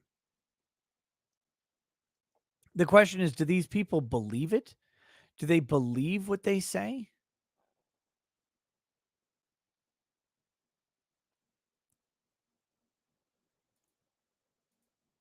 This is Twitter bio.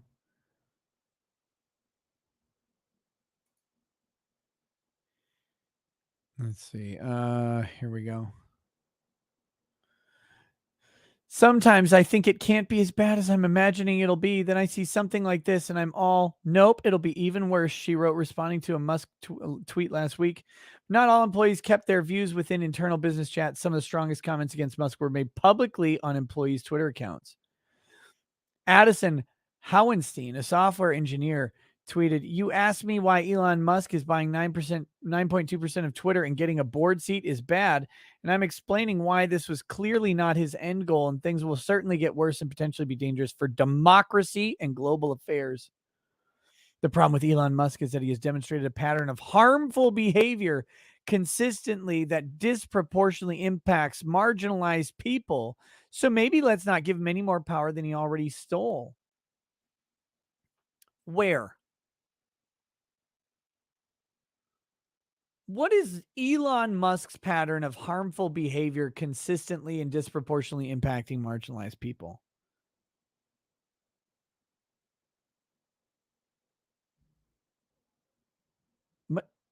Wherever. Where did this happen?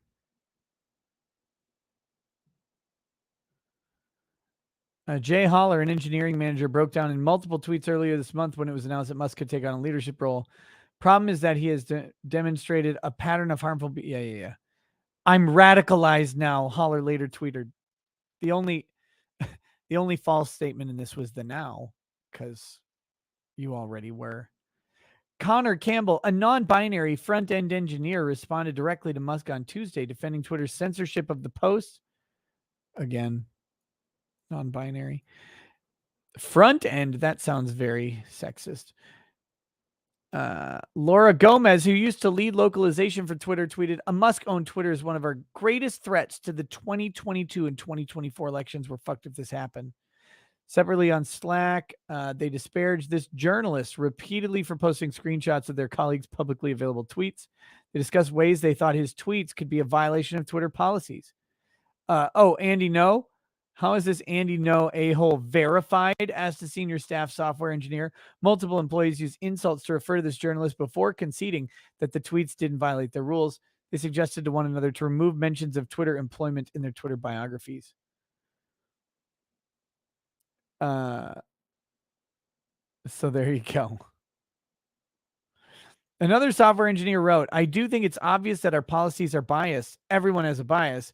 And I would personally like to see more balance. I don't know if Musk is the right person to do that, but if the idea of someone who might be less biased towards the things we are already biased on is something that I like." Oh, someone with a shred of honesty, at least in their words. So anyway, Twitter, they're melting down over this thing. They don't know what to do. They're genuinely terrified of this. They're genuinely terrified of Elon Musk. I have two more brief. We won't go through the full Musk lineup because I don't want to spend too much time on Twitter. Plus, it's about unbreaded time, and then it's time for Twitch. How do I feel on Twitter now? Here, let me show you how I feel on Twitter now.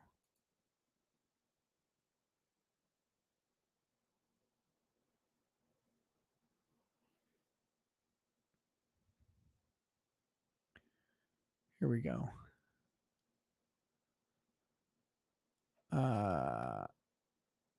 Here's how I feel on Twitter now.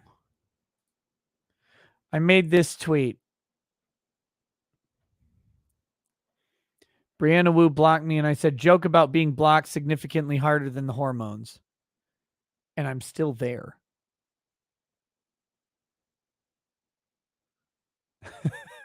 There you go. That's how I feel. That's how I feel on Twitter right now. I'm comfortable enough to make this joke.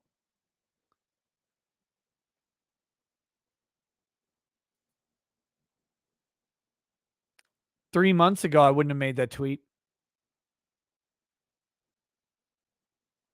Would you?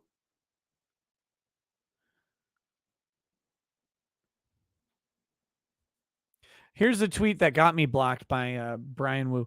You are trash and are proudly responsible for the suppression of speech across the entire world. Fuck off, heartfelt. This was me retweeting Brianna Wu's tweet right there. So that's what got me blocked, by the way.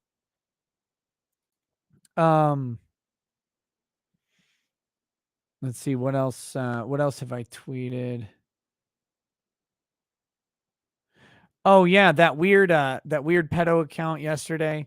I tweeted "get on the fucking wall," and that account got suspended, and mine didn't. So I'm feeling pretty good. I'm feeling pretty good about Twitter right now. I don't know if it's true or not, but I'm feeling pretty decent. Here we go.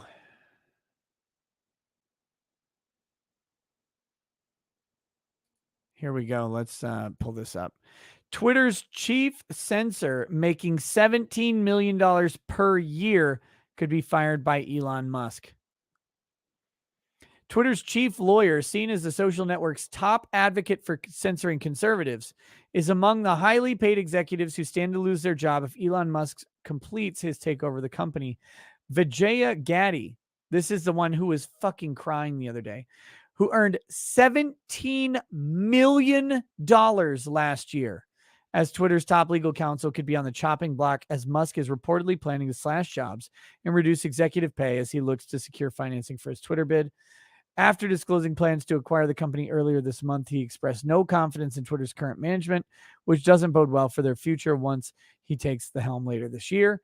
Nevertheless, Gadde also stands to win a nice consolation prize if she's fired, a severance package worth $12.5 million. It includes the accelerated vesting of a trove of Twitter shares she has accrued. 48-year-old Gadde, who reportedly broke down in tears when addressing colleagues about the future of Twitter, has become a lightning rod for controversy in recent days due to no small part to Musk himself, who tweeted a meme that painted her as oblivious to the liberal bias at Twitter.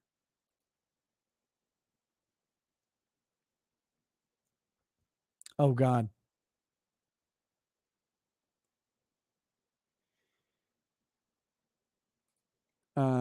A top Twitter executive has suggested that many of the platform's critics, including soon-to-be owner Elon Musk, are merely misogynist. Laura Cohen, Twitter's global head of partners, went on the attack hours after Musk singled out the site's lead lawyer, Vijaya Gadde, over what he called the obviously incredibly inappropriate ban of the post's exclusive reporting on Hunter Biden shady business dealings. Now, you know, this is kind of weird because, like, you have to know this tweet that Elon Musk made, where he said that the banning of the New York Post over the Biden Hunter laptop was obviously inappropriate, which it was, by the way, pretty clear. It was inappropriate. Twitter even Jack Dorsey him fucking self admitted they were wrong in how they implemented that. So it was wrong, okay? Now, normally, like, we're normal people. We're peons. We're plebs. So we look at tweets that have mundane language in it, and we don't know how terrified that tweet made people. But I will show you. Brothers, I will show you. Look at this.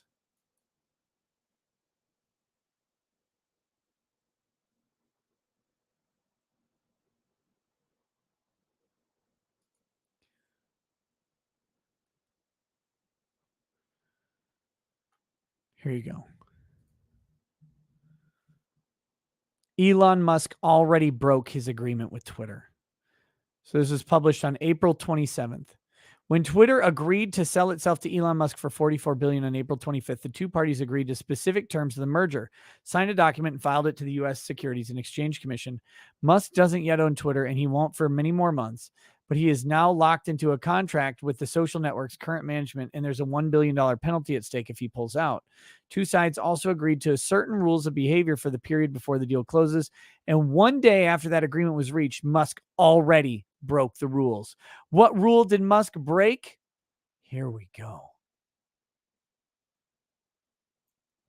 Here we go. Musk's agreement with Twitter allows him to tweet about the merger so long as such tweets do not disparage Twitter or any of its representatives. But on April 26, Musk tweeted what could be considered two separate disparaging comments about Twitter employees. After Politico reported that Vijaya Gadde, Twitter's top lawyer and head of trust and safety, had cried in an internal meeting, "You fucking beta piece of shit bitch." And I mean beta in the woman sense. You're fucking crying. You're fucking crying. You're crying. Get fucking wrecked. Oh my God. These $17 million a year. And you're fucking crying.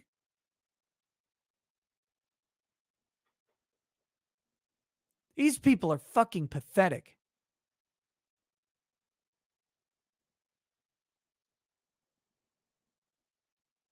Like, look, men should never cry in the presence of a woman or in public generally. Women have permission to cry on several occasions. This is fucking insane. Conservative journalists Sagar and Jetty tweeted a screenshot of the article alongside the message. Vijaya Gadde, the top censorship advocate at Twitter, who famously gaslit the world on Joe Rogan's podcast and censored the Hunter Biden laptop story, is very upset about the Elon Musk takeover. Gadde's team, which is in charge of content moderation decisions at Twitter, briefly blocked the link to an October New York Post article. 7 days during an election, during October, the October surprise of the election. They just blocked it about a laptop belonging to Hunter Biden. And the reason it's important that they blocked it was, we unblocked it, so the story got out. There was 7 days of coordinated damage control that included the fucking CIA.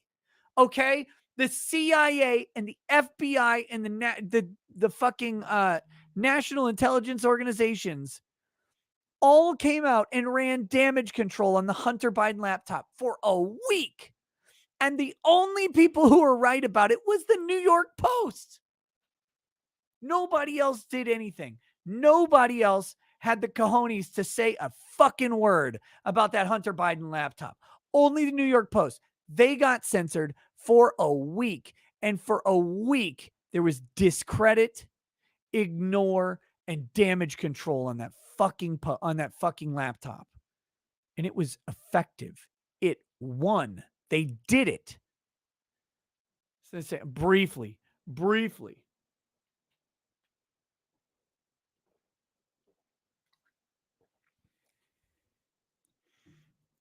Anyway, son of soon-to-be U.S. President Joe Biden. It also temporarily locked the Post's account. The laptop was eventually confirmed to be Biden's. The laptop was confirmed to be Biden's like last month, you fuck.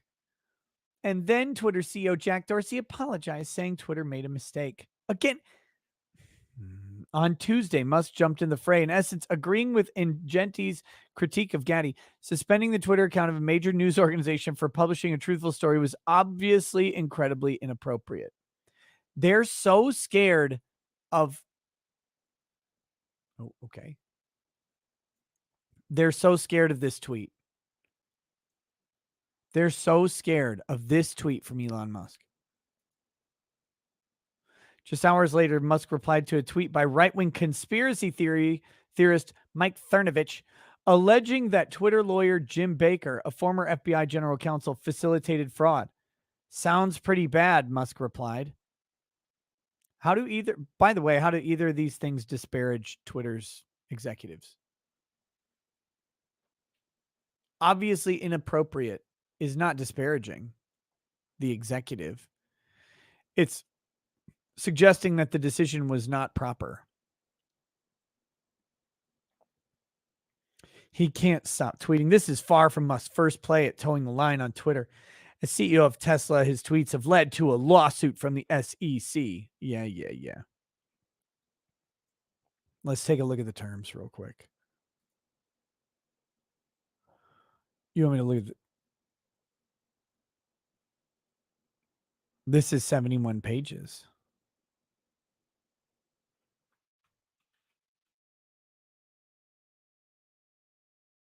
Here we go. Here's the line about, notwithstanding the foregoing, the equity investor shall be permitted to issue tweets about the merger or the transactions contemplated hereby, so long as the tweets do not disparage the company or any of its representatives. Well, okay, let's just lawyer this.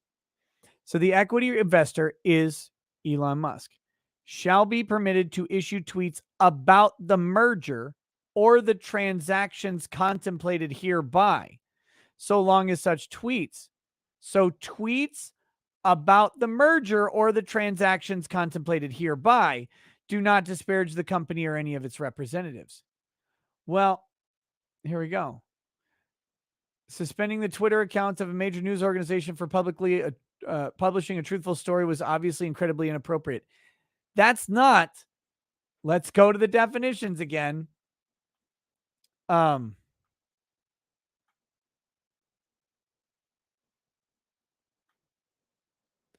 is not a tweet about the merger or the transaction contemplated hereby.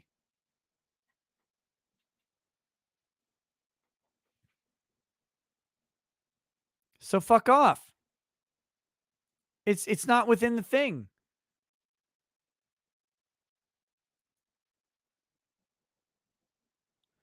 See, Goody, I hate everything about that. Thank you.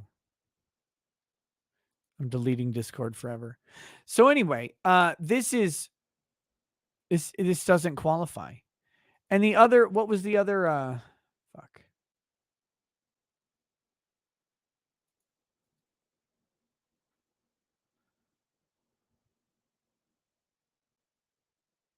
What was the other tweet? Sounds pretty bad about lawyer Jim Baker, a former FBI general counsel.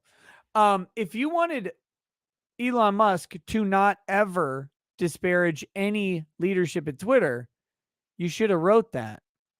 But that's not what you wrote. You wrote that he could tweet about the merger. These two tweets aren't about the merger.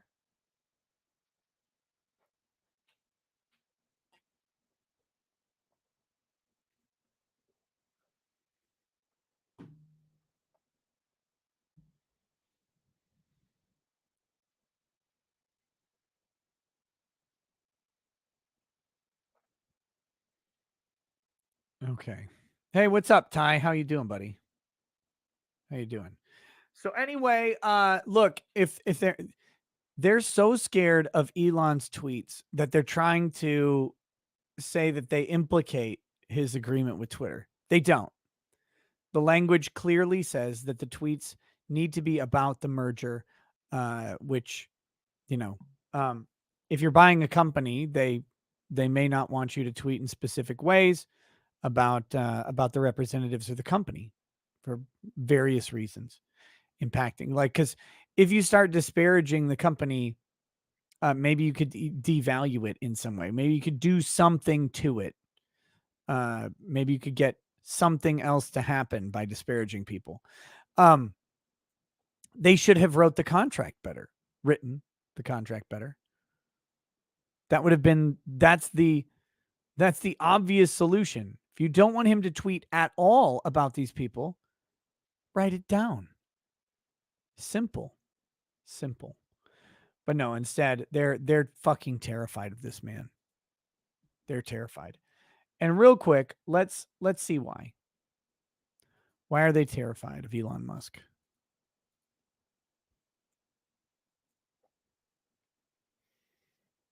Who cares about that?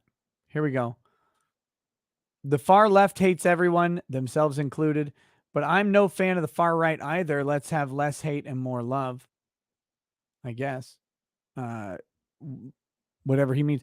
Elon Musk has already talked about like 90% of content should be involved, and the 5% on this side and the 5% on the extreme of this side. That's the margins, which basically, according to him, covers illegal content.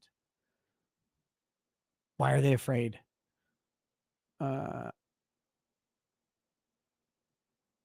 Let's see. Here's why.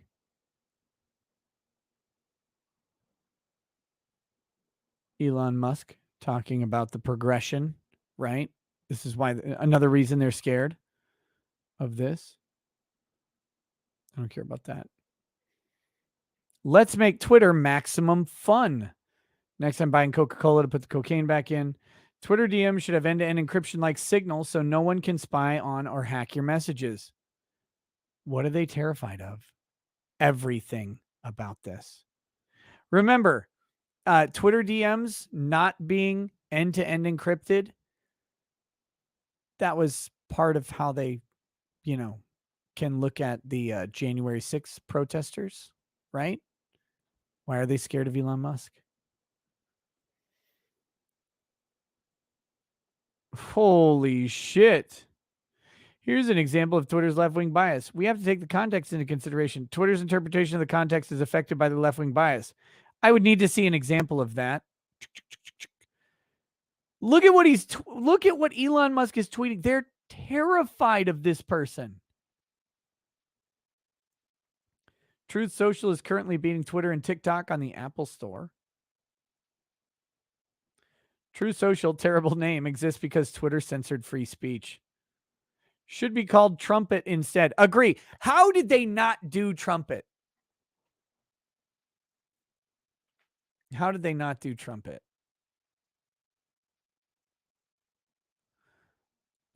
What else do we have? The extreme antibody reaction from those who fear free speech says it all. By free speech, I simply mean that which matches the law. I'm against censorship that goes far beyond the law. If people want less free speech, they will ask government to pass laws to that effect. Therefore, going beyond the law is contrary to the will of the people. They're fucking afraid. They're afraid. They're very afraid of this man. They don't know what to do. They don't know what to do.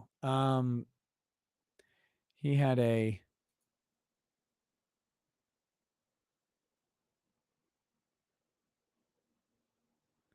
Holy shit. Look at... I've talked to many more people who were helped by psychedelics and ketamine than SSRIs and amphetamines. Shit. Oh, my goodness. Let's see. What else do we have?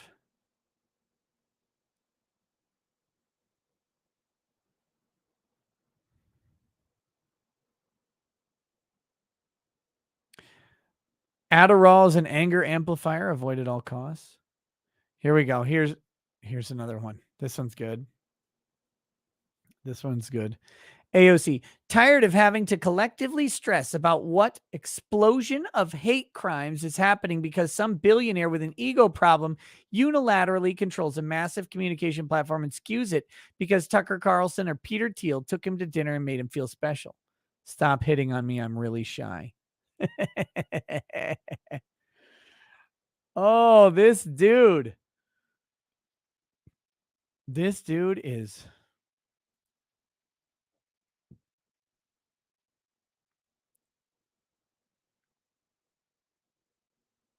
They are not happy about him.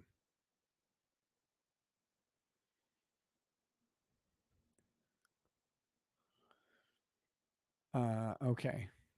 So anyway, here we go. What about this? Ministry of Truth is trending because Biden admin appointed a radical leftist to run a censorship board in the Department of Homeland Security a few days after Elon Musk purchase of Twitter announced. This is messed up. Yeah, you think? You think? The Ministry of Truth, they fucking have the disinformation board. Let's see if we can find that real quick.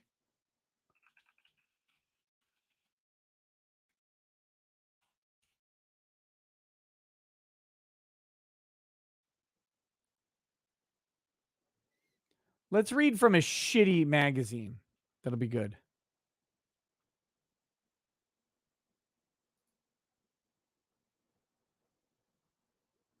Here we go. This is from Esquire magazine, so you know it's super fair and super fair and balanced. Orwell would eat these free speech warriors on toast and still have room for bangers and mash. The uproar in the right-wing monkey house over Biden's disinformation governance board rings a little hollow. There was a great uproar in the monkey house on Friday morning. Popeyes? A Friday morning, poo was flung with great velocity. The screeching compromised the navigational function of passing jetliners and fighter aircraft. The rattling of the cages deafened dogs and small forest creatures for miles around. Local police have cordoned off the area, and the National Guard has set up a perimeter at 15 miles. The situation remains fluid. From Bloomberg. This is why people are not reading Esquire, by the way.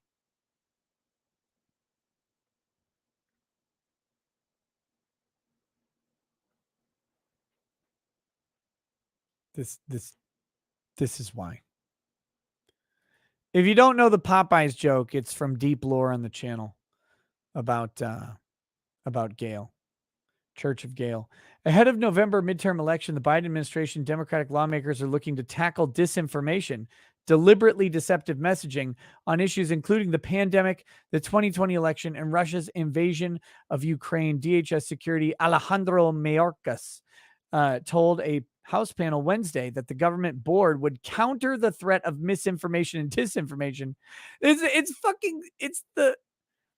Pravda for elections and homeland security. Misinformation covers any falsehood portrayed as true. We are addressing all aspects of election security, given, of course, the midterm elections that are upon us and the fundamental integrity of our democratic process that is at stake. You can hear it coming, can't you? Republican lawmakers call the board an attack on conservative views in the First Amendment. It can only be assumed that the sole purpose of this new disinformation governance board will be to marshal the power of the federal government to censor conservatives and dissenting speech. Yeah, Josh Hawley is right.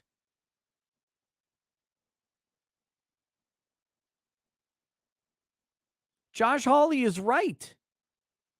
This is dangerous and un-American. The board should be immediately dissolved. Of course. Join in, everybody, from Wiz Politics. On Wednesday, U.S. Senator Ron Johnson, member of the Homeland Security and Government Affairs Committee, sent a letter to the DHS Secretary Alejandro requesting information on DHS's plan to create a disinformation government board to purportedly counter misinformation. Biden administration has not proven itself to be a credible arbiter of disinformation, blah, blah, blah, blah, blah. And from Fox News, the on-air employees of which shared an ensemble dive into the fainting couch. On Thursday, Tulsi Gabbard from Hawaii said the board amounts to a Department of Propaganda. Wait, I mean, it's from Fox News, but Tulsi Gabbard is a Democrat who is not from Fox News. This is the kind of thing you see in dictatorships. This Ministry of Truth, she said, the reason why you see this in dictatorships is because they're afraid of us. They're afraid of the people. They're afraid we might actually think for ourselves. Spare a thought for Nina Jankowicz, who has stepped up to lead this effort at the Department of Homeland Security. Do you guys want to see Nina Jankowicz?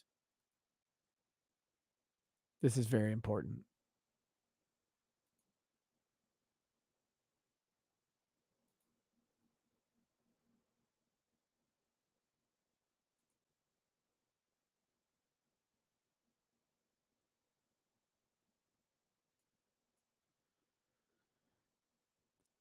Here we go.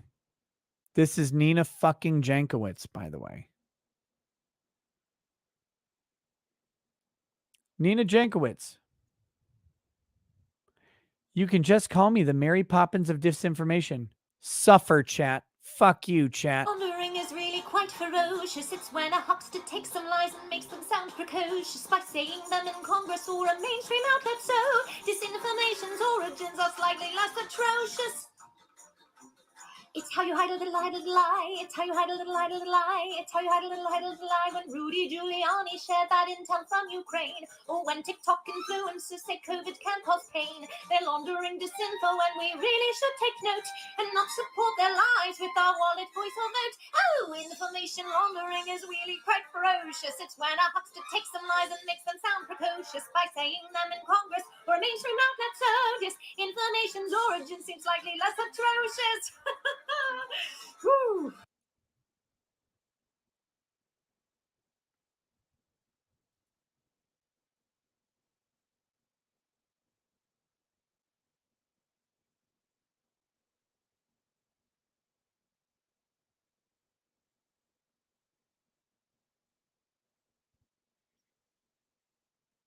There you go. There you go. That is the person that is in charge of the disinformation board.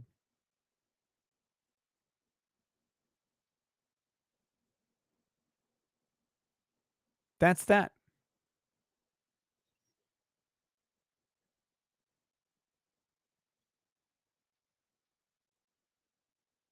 That's what our government has become.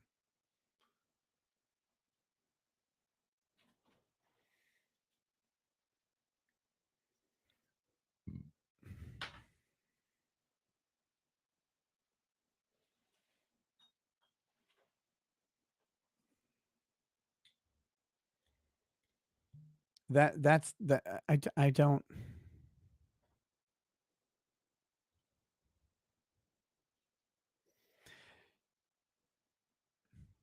Do you guys want to know why she did that, by the way?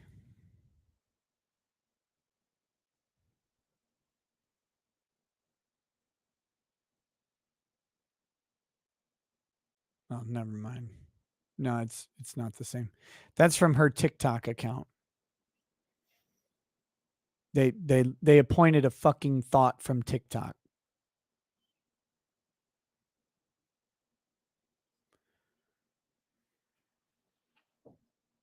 That's who's going to be in charge of whether your speech is appropriate or not. That's the governmental agent that you will answer to. And what will your answers be, right? Like what are you going to do about it? What the fuck are you going to get to do about it?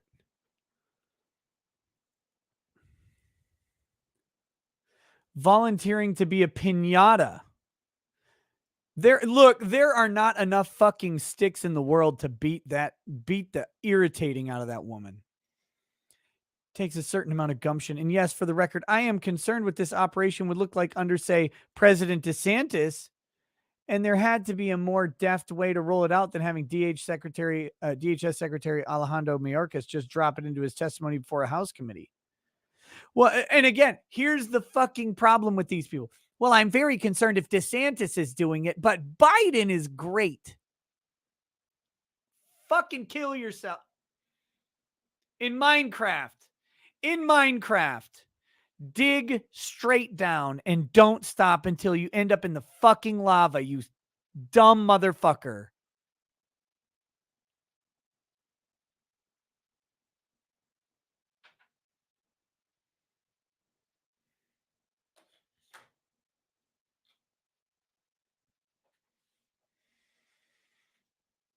And there had to be a better name for it than the Disinformation Governance Board, a moniker that sounds as though it were made of steel, concrete, and barbed wire.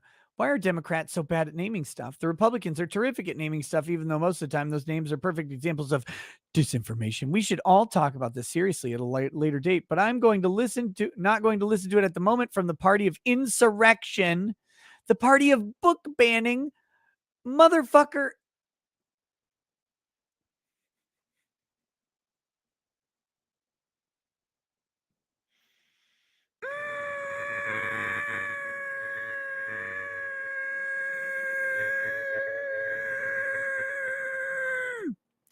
How's it going, guys? How are you doing?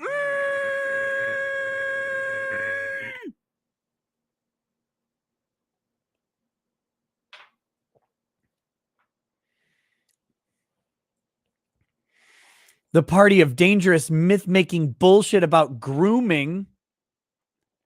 Myth-making bullshit about grooming. And on that note, let's go to the next story, shall we? Shall we go to the next story? I think we shall. I think we shall.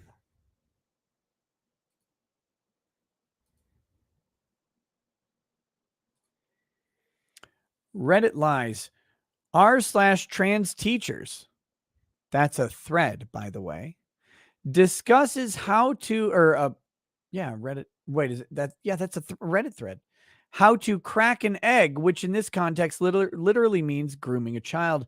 They suggest not telling her parents because it may hinder the child's cracking, and schedule a one-on-one summer trip with her. The subreddit is currently set to private. r/trans teachers. Here's the user. Student potentially an egg. Hey, I need some advice. ASAP.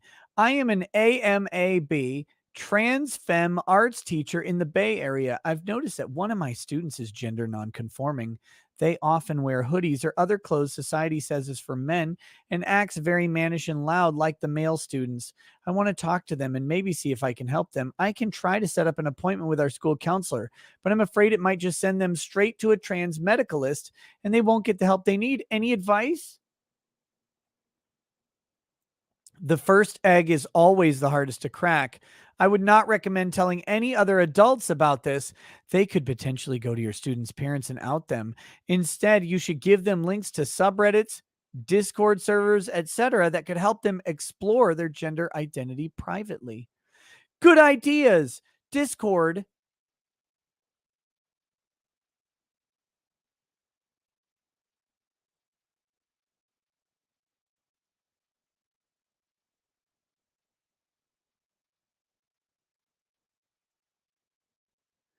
Discord, run by furfags. Discord is a great resource for trans questioning safe spaces and discussions. Definitely agreed on not telling the parents. I agree. Their parents may be conservative, so telling them about it could hinder the child's cracking. Great idea with Discord. I haven't thought of that. It's nearly summer. Have you thought about arranging a summer trip with just you two to help explore yourselves? Can't tell if serious. Determining one's gender identity is very serious business. Take it from me. I could have used something like this growing up. Back then, I knew something was wrong with my body and how it was developing, but I just didn't understand exactly what was the issue. And I couldn't tell anyone else about it for fear of getting ostracized. Going on a summer trip with them will put them in a much more trans positive environment than what they could be in right now, and also help them understand their potential underlying crisis of identity better.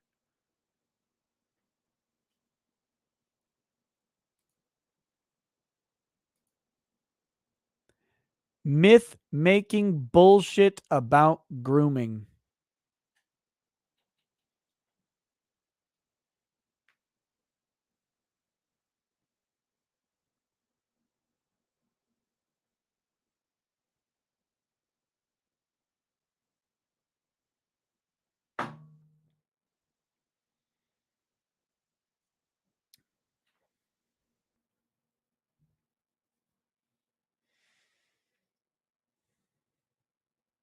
There you go. Regain your sanity, folks, before you start throwing around George Orwell's name in defense of your absolute right to launder and launch all the fantastical tales spun by Macedonian teenagers. Orwell would eat you all on toast and still have room for bangers and mash. What pile of fucking soy wrote this? Charles P. Pierce? Hold on, I have a theory. By the way, if you recognize that little jingle jangle.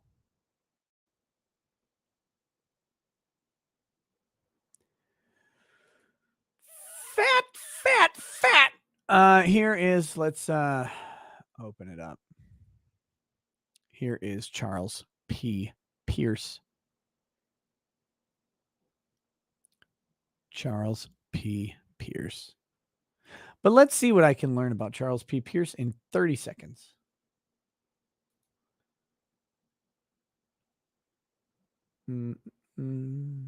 Charles Patrick Pierce is an American sports writer, political blogger, liberal pundit, author, and game show panelist.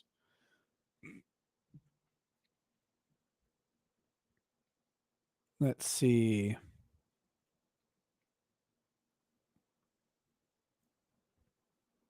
Anything about his personal life? Born December 28, 1953. No.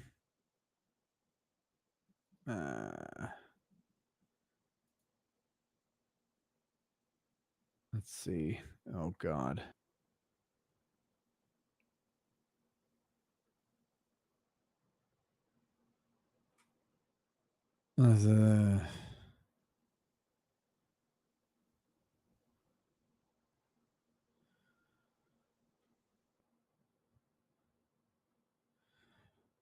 Yuck.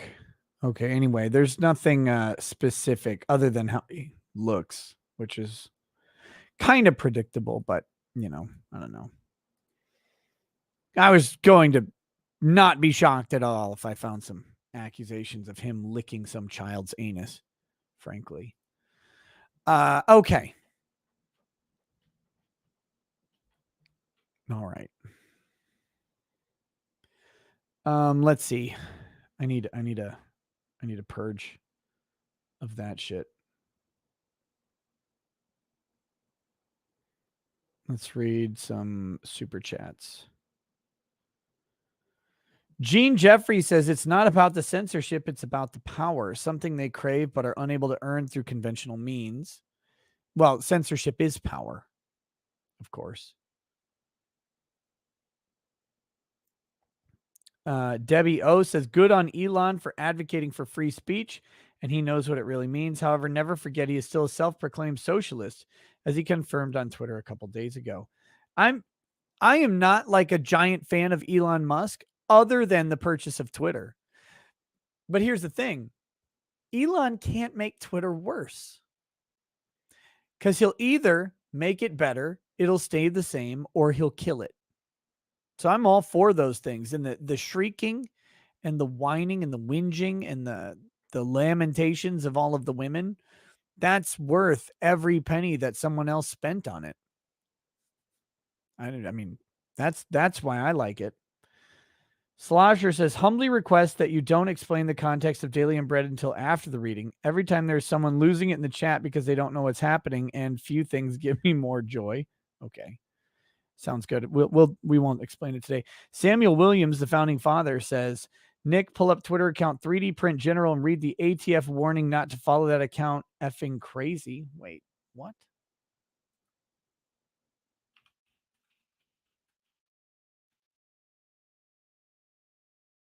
BD Print General. Holy fuck. Look at this shit. It's right here on Twitter. Newsletter. The ATF warns not to follow. Oh, wait. ATF has issued a warning not to follow the 3D Print General unless you want to print some sweet guns. Okay, never mind. No, that's something different. I thought this was a real thing.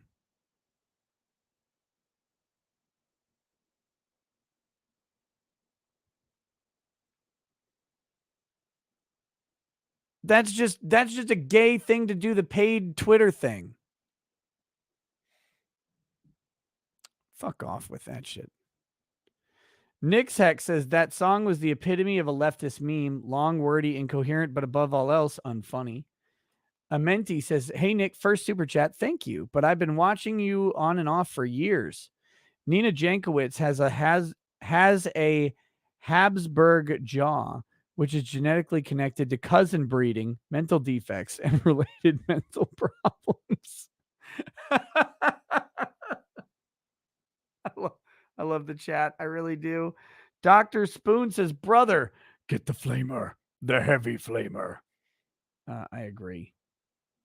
I agree. All right. You know what time it is. The chat knows what time it is. Unbread!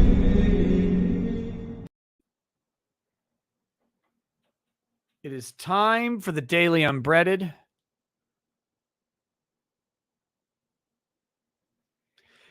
Oh my goodness, look at how low can you go? How low can you go? Page 18. Oh my goodness, I am fucking excited. I don't know about you guys.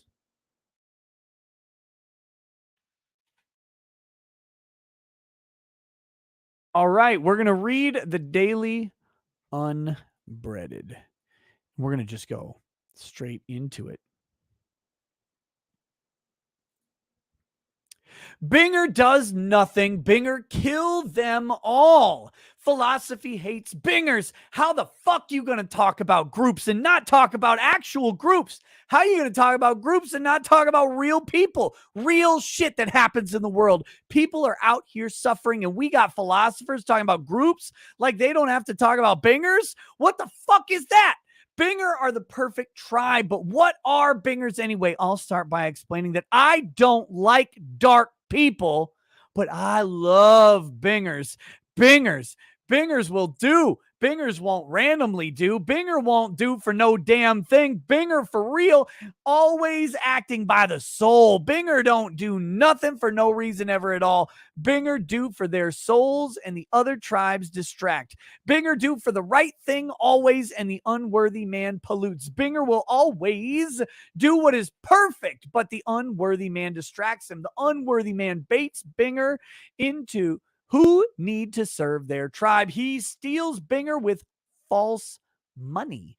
The unworthy man traps Binger and then throws them in prison for trying to function inside the world. The unworthy man's world is already a prison. The unworthy man's world is already a lie and a deception of souls. The unworthy man's money is already a deception of the soul, and therefore Binger is never guilty of crime.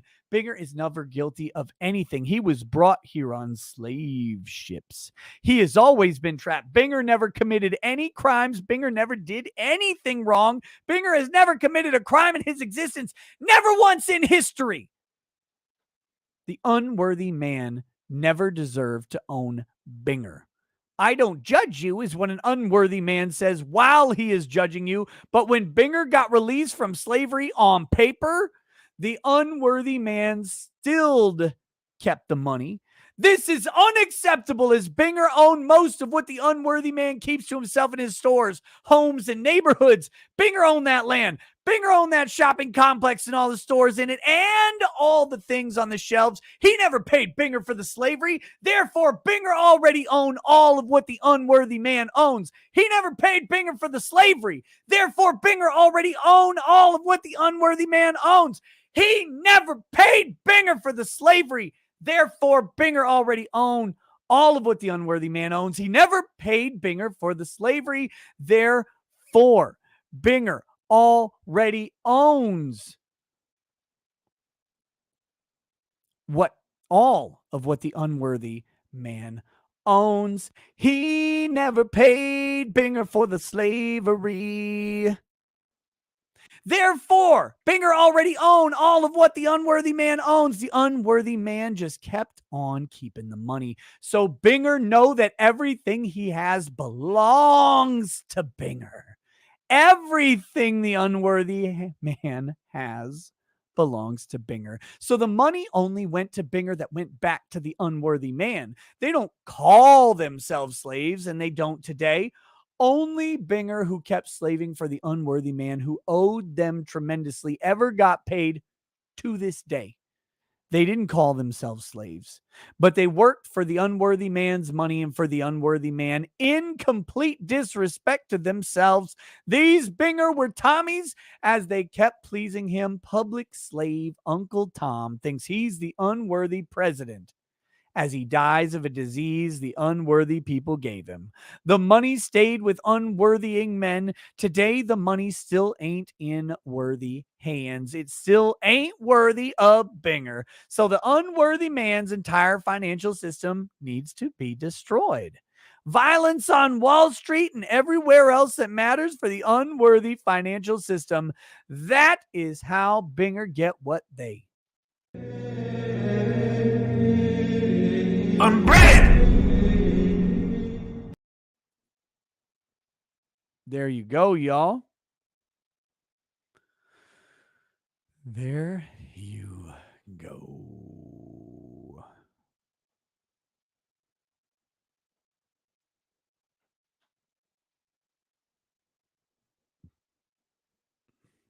There you go.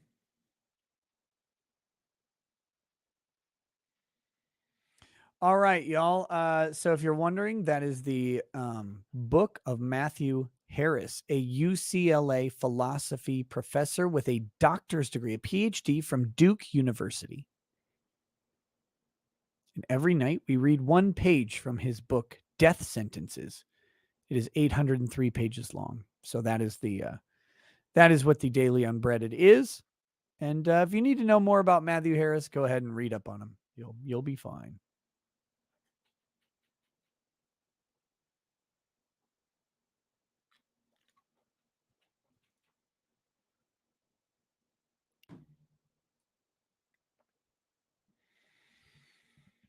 Does he have an Audible book? Well, we've recorded about 30 pages of it so far. We got some more to go.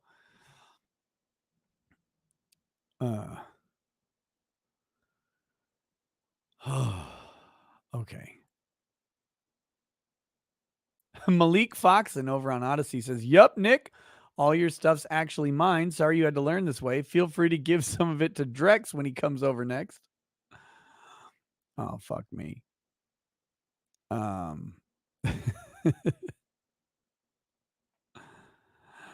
Okay. I think Corey Cass says, "Can we get some B-word towers in chat?" It's up to you. Mandy Karavich says, "Hey, Nick, which countries on earth abolished slavery? The United States, England, a couple others." Holy shit. Okay. All right. Let's we should probably do super chats and peace out pretty soon here.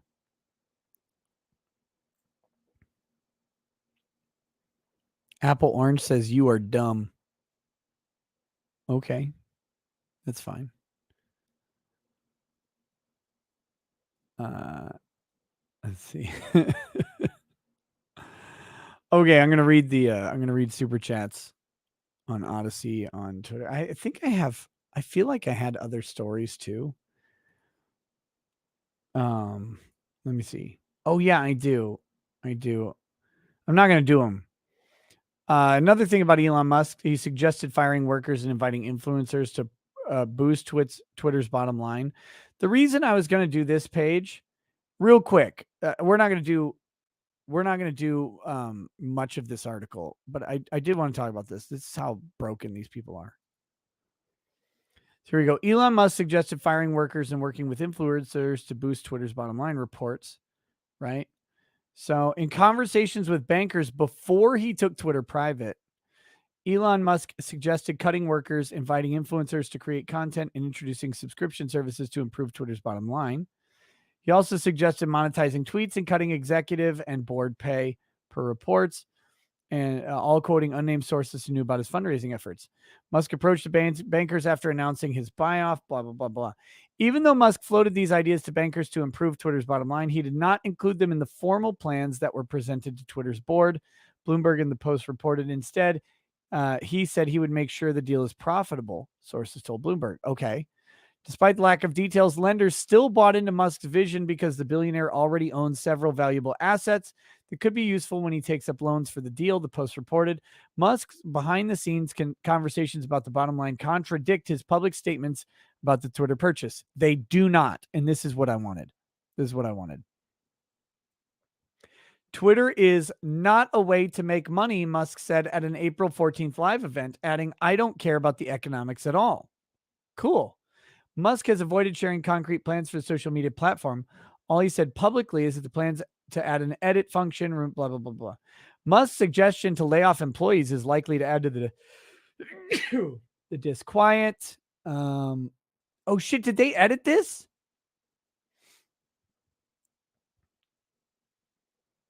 They actually edited this because I read this on my phone and they changed it. So they must have caught it.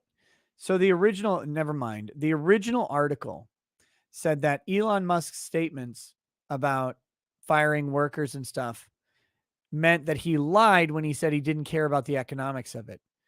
But all of those statements were made in the context of discussing with bankers who are proposing to finance or who he's asking to finance the company. Those bankers want profitability promises and plans. They want a reason to lend that show that the loan is safe and secure and that he's not a fucking lunatic. So he says, here's how we can raise some money. Here's how we can increase profitability and make the economic reality good for the bankers. And then they had commented that he was lying about his post that he doesn't care about the economics. It's like, he's talking to the bankers, you idiots. He's not talking to you. He's just trying to secure the money. He has to tell people how Twitter could make money because it hasn't been very good at it since its inception. So he has to convince them. Anyway, okay. So that's what I was going to talk about. 44 billion is a huge ass loan. Let me counterpoint you. Elon Musk has a net worth of 200 and something billion dollars. So let's say, for the sake of argument, that it's 200 billion and that the loan is 40 billion, right? Elon Musk secured a loan for 1/5 of his net worth. That sounds like a lot. 40 billion. 44, but for the purpose of the discussion, because he's worth more than 200 billion. It's just to make round numbers. So for 1/5 of his net worth, he secured a loan. The overwhelming majority of people who secure a loan on a house, right, are securing a loan for not 1/5 of their net worth, but for hundreds of percent higher than their net worth. They're securing a loan for more money than they have in total. Like, if all lending was done in the way that Musk received the loan, no one would buy a house. Just about. I mean, there'd be very few homeowners. Let's put it that way. Or house prices would actually be reasonable. His loan is not actually that big when you think about it that way, in proportion to his assets, to his net worth. I mean, it's nothing at all. So anyway, Mez 303 says my loan was about 6 times my annual salary. Your annual salary doesn't matter because you don't actually have it. All that matters is what you have in the bank and what you own. So you own a car, like your first house purchase. You own a car. You own some debt. You might, whatever you have in the bank, it goes away really fucking quick. It's crazy. You got student loans for many people.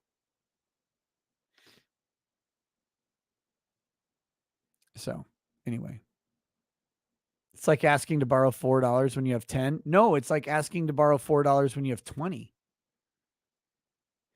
So anyway, why isn't he buying it outright? He is. I mean, he's just secured financing for it, but he's going to be the owner of it.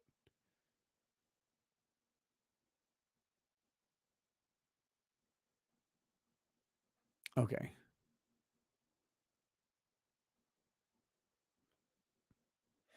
So it's crazy, like, to think about the difference in wealth. That's all I'm thinking about for Elon Musk. Like, everybody's making a big deal about securing $44 billion in financing. I mean, proportionally, most people could secure financing for a fifth of their existing worth, a fifth of their stated assets. That's pretty easy to do. All right. MS. Wait, no. TGR Ghostwriter says, it's my 32nd birthday today, so take my money. I appreciate your nightly show and listen to you at work while making the donuts. Peace. Oh, fucking love donuts. MS says, this should more than cover the bad liquor plus shipping. Go buy something worthy of your awesome self. Oh, I will. I will, because I finished a bottle tonight.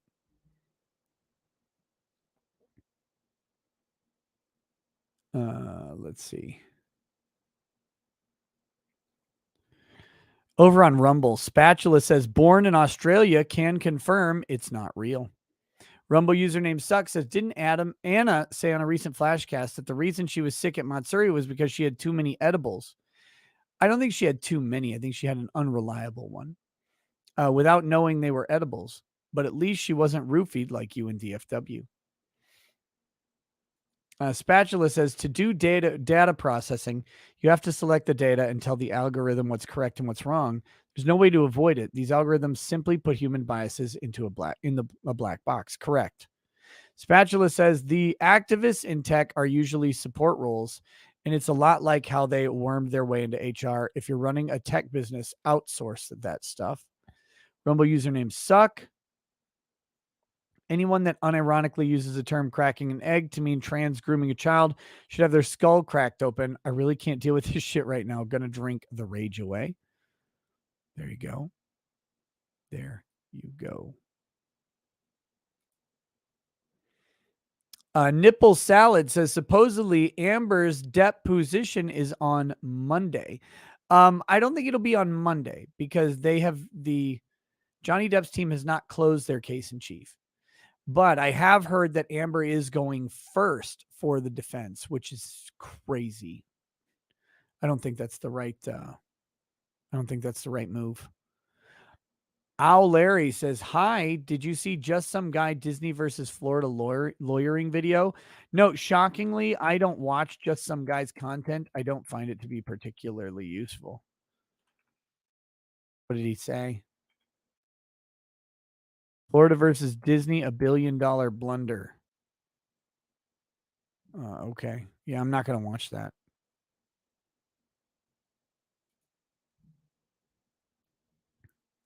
Is he trying to get back into people's good graces?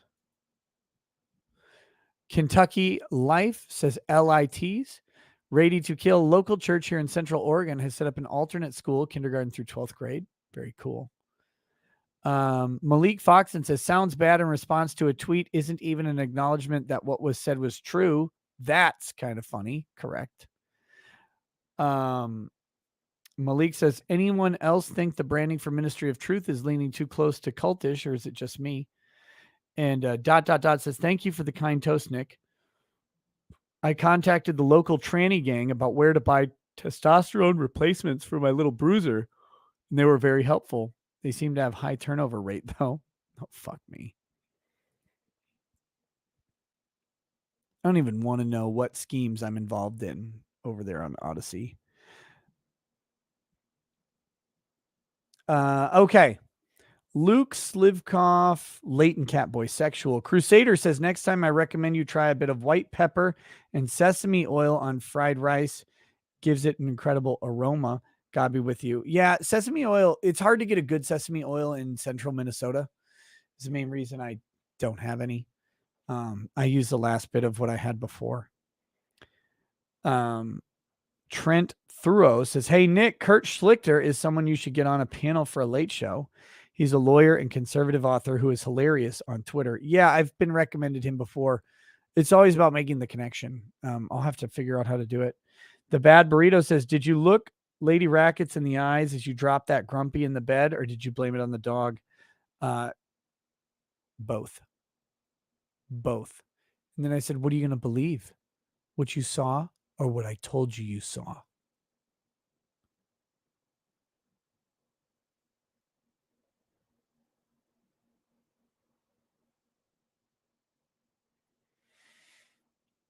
Mahalo Man says, this motherfucker provigilized AF and late. No, I'm not on Provigil today. Christina Benedict, who do you think is going to win the trial, Johnny or Amber Turd? I'm hoping Johnny Depp. I really am, but I have no idea. And I'm really pessimistic on defamation claims in general. They have not worked out very well recently. So I'm withholding a prediction. One, predictions are useless, but two, I'm just going to go with hope instead of prediction. How's that?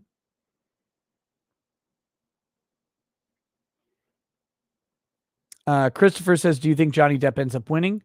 I hope so, because I'd like this guilty until proven innocent cancel culture BS to end. I don't know the answer to that, but I agree with your sentiment. Deleted says, so YouTube doesn't like the Kyle Rittenhouse Friends intro meme and removed it. So hopefully you can let Mommy Milkers know it's on Rumble now. URL rumble.com/VUJSYI-Rittenhose-friends-intro.html. Sarceran's Dayfriend says, late for a dumpy. Are you kidding me? When you wipe, did you say on paper, unloaded, flush? David A. Hamilton says, aged in a rusty drum. The end is near. Beware. Free $5 of free liquor. Only best comes in plastic.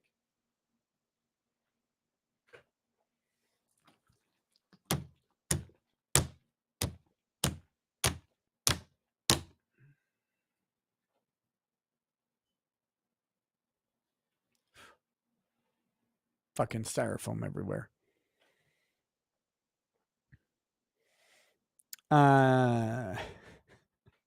Red Rum, welcome to Super Lawyer Status. Phoenix Lord Asserman says, my name is Nick Ricada, and I will take a military special shot for every super chat with MS in it. This is a legally binding promise. No, it's not. I won't do it today. Do not send me money like that. Vienna Waits for You says, Prairie Gin is a good tasting gin. And the company claims it's made with 100% organic corn, so you might want to check it out. Minor Zircon says, Lofty is gay. Well, yeah. Igor Slagathor says, how much would it cost for you to do a react/review/breakdown video of the Robert E. Abrams deposition? I would love to see your analysis of it. I mean, a cost, just show up and send chats and all that stuff. Yes. Oh, I do have styrofoam in my hair. Get out. Be gone, Styrothought. There you go. I just need a good time to do it. Wolfgang Deo says, Nick, when I am done with you, it will be called a cream cake instead of just the pie. #no homo. A. Clifton, the consequence for saying freedom of speech is not freedom from consequence should be having your head flattened with a shovel. D.E. Poland, message retracted. Daramuth. Oh, by the way, guys, look, Belle Delphine's been gone for like a year and suddenly showed up. Did you guys know about this, right? I assume. Belle Delphine got a tit job. That's what happened. That's what went on. She got a tit job and needed to heal up and do the recovery. There. Helped you out. If anybody was curious. She comes back on May 1st or something.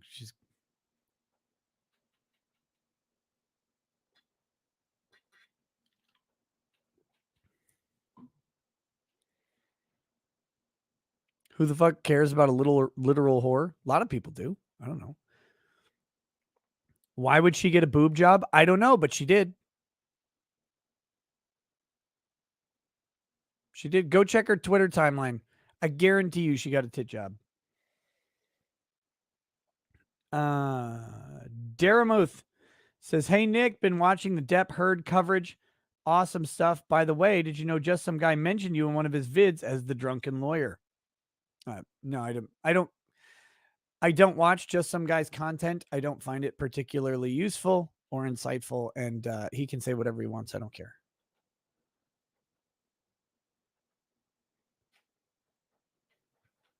And by the way, no, I do not follow Belle Delphine on Twitter. You can obviously go see. But someone sent me her. She made an Amber Heard post the other day. It was sent to me. It was very funny. It was very classic meme Belle Delphine content. I mentioned it on the show. I would have showed it if I could, but it's got her ass is like fully visible, so you can't really show it. It's making fun of Amber Heard shitting on a bed. It's funny. Go check it out on Twitter. So there you go. Bang Magoo says, I sent you a DM with a simple math formula for the drinking stream. My profile picture is a smiley face tattoo. Okay, I'll look for it. David A. Hamilton says, since you framed it that way, what's the chance we catch a case for doing that to you in a live stream with liquor? That'll be up to you. That'll be the risk.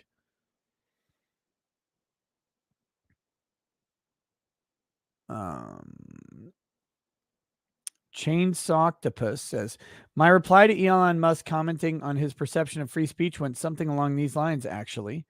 At intercorrection, iNet corrections on Twitter, if anyone is curious.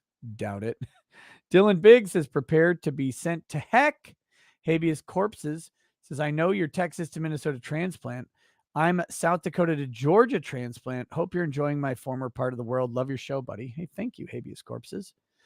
Sadina Man, welcome to paralegal status. Yope says, haven't watched a stream in a while. I want a big brain panel with Keon and Josh and Drex and that guy from Florida. I'm not sure. Keon has a job that precludes him from appearing on a live stream at the moment, but that might be changing at some point in the future. And if it does, he'll be on immediately. Joe K says, law explain us on the Constitution, drunken nose man. Well, I mean, there's a lot to break down. Purple Psyche says, hey, Nick, can you take a drink to my sanity? My dog is giving birth and I'm at 7 puppies and she is still pushing. Oh, shit.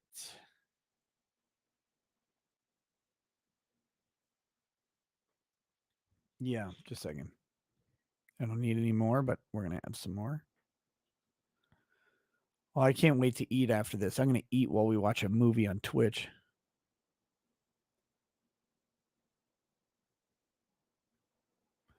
Overview says, just some guy specifically disparages you, saying whenever a gay guy gets thrown off a roof, I hear it gives some drunk lawyer a boner or some crap like that.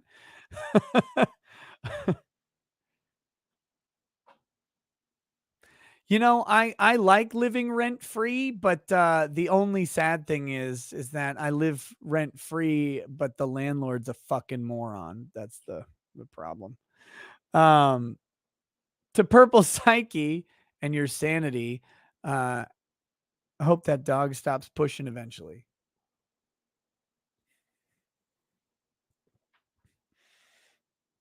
MacGruber365 says, is it true if you don't use it, you lose it?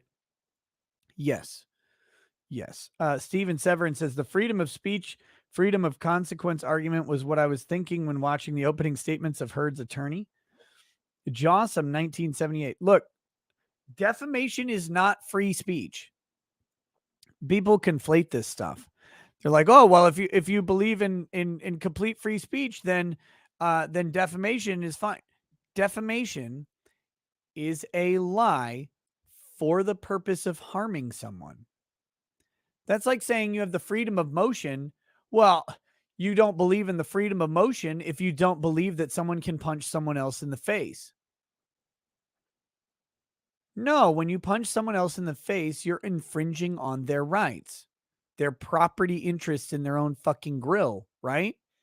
You have a property interest in your reputation. You are the one who cultivates your reputation, your actions, your words. If someone misrepresents, intentionally so, making it a lie, your actions, your words, whatever your character, your history, if they lie to harm you, then they are not engaging in free speech. They're engaging in assault.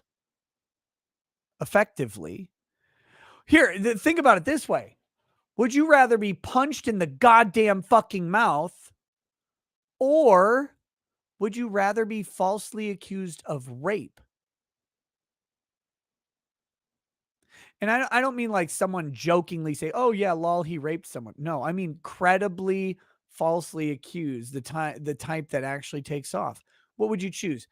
I'd take a fist in the fucking mouth every day over that, wouldn't you? The fist in the mouth is a felony. The other one isn't even a crime. Think about that. Think about that. But we know one is it's insanely more damaging than the other. Insanely more damaging to have a rape accusation actually take root than to get punched in the mouth. You're going to get over being punched in the mouth after 2-3 days. Rape accusation, that can destroy your entire life for the rest of it.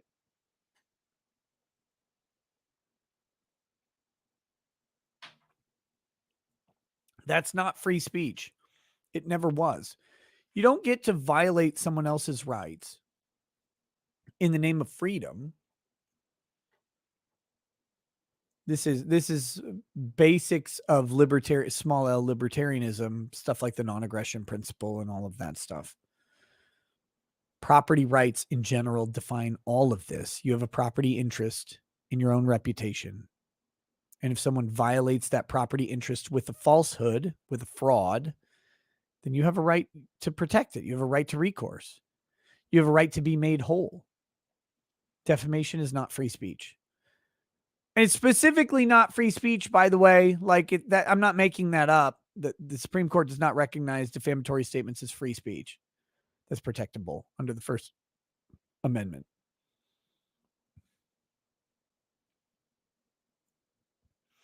Jawsome 1978, been flat on my back for 3.5 weeks for the second time in my life. I am 44 and needing my 16th surgery. You've been entertaining me these past 3 weeks. Thanks, buddy. Have a great weekend. Fuck. Jawsome, man. I hope things go better for you. I hope this surgery is the last one. I mean, I know you probably get that shit a lot, but legitimately, that's too much, man. That's way too much.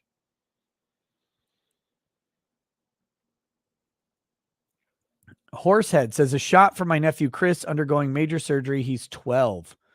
Was not supposed to live past 3 months old, but things are looking dire. To Horsehead's nephew Chris, again, as we always pray and wish and hope and dream, whatever. I don't care if you have a fucking ethos. The decency of humanity hopes that doctors are smarter than they are, that they're more skilled than they are, that their game day performance is better when it matters than in practice. Oh, and by the way, we hope that their practice is exceptional.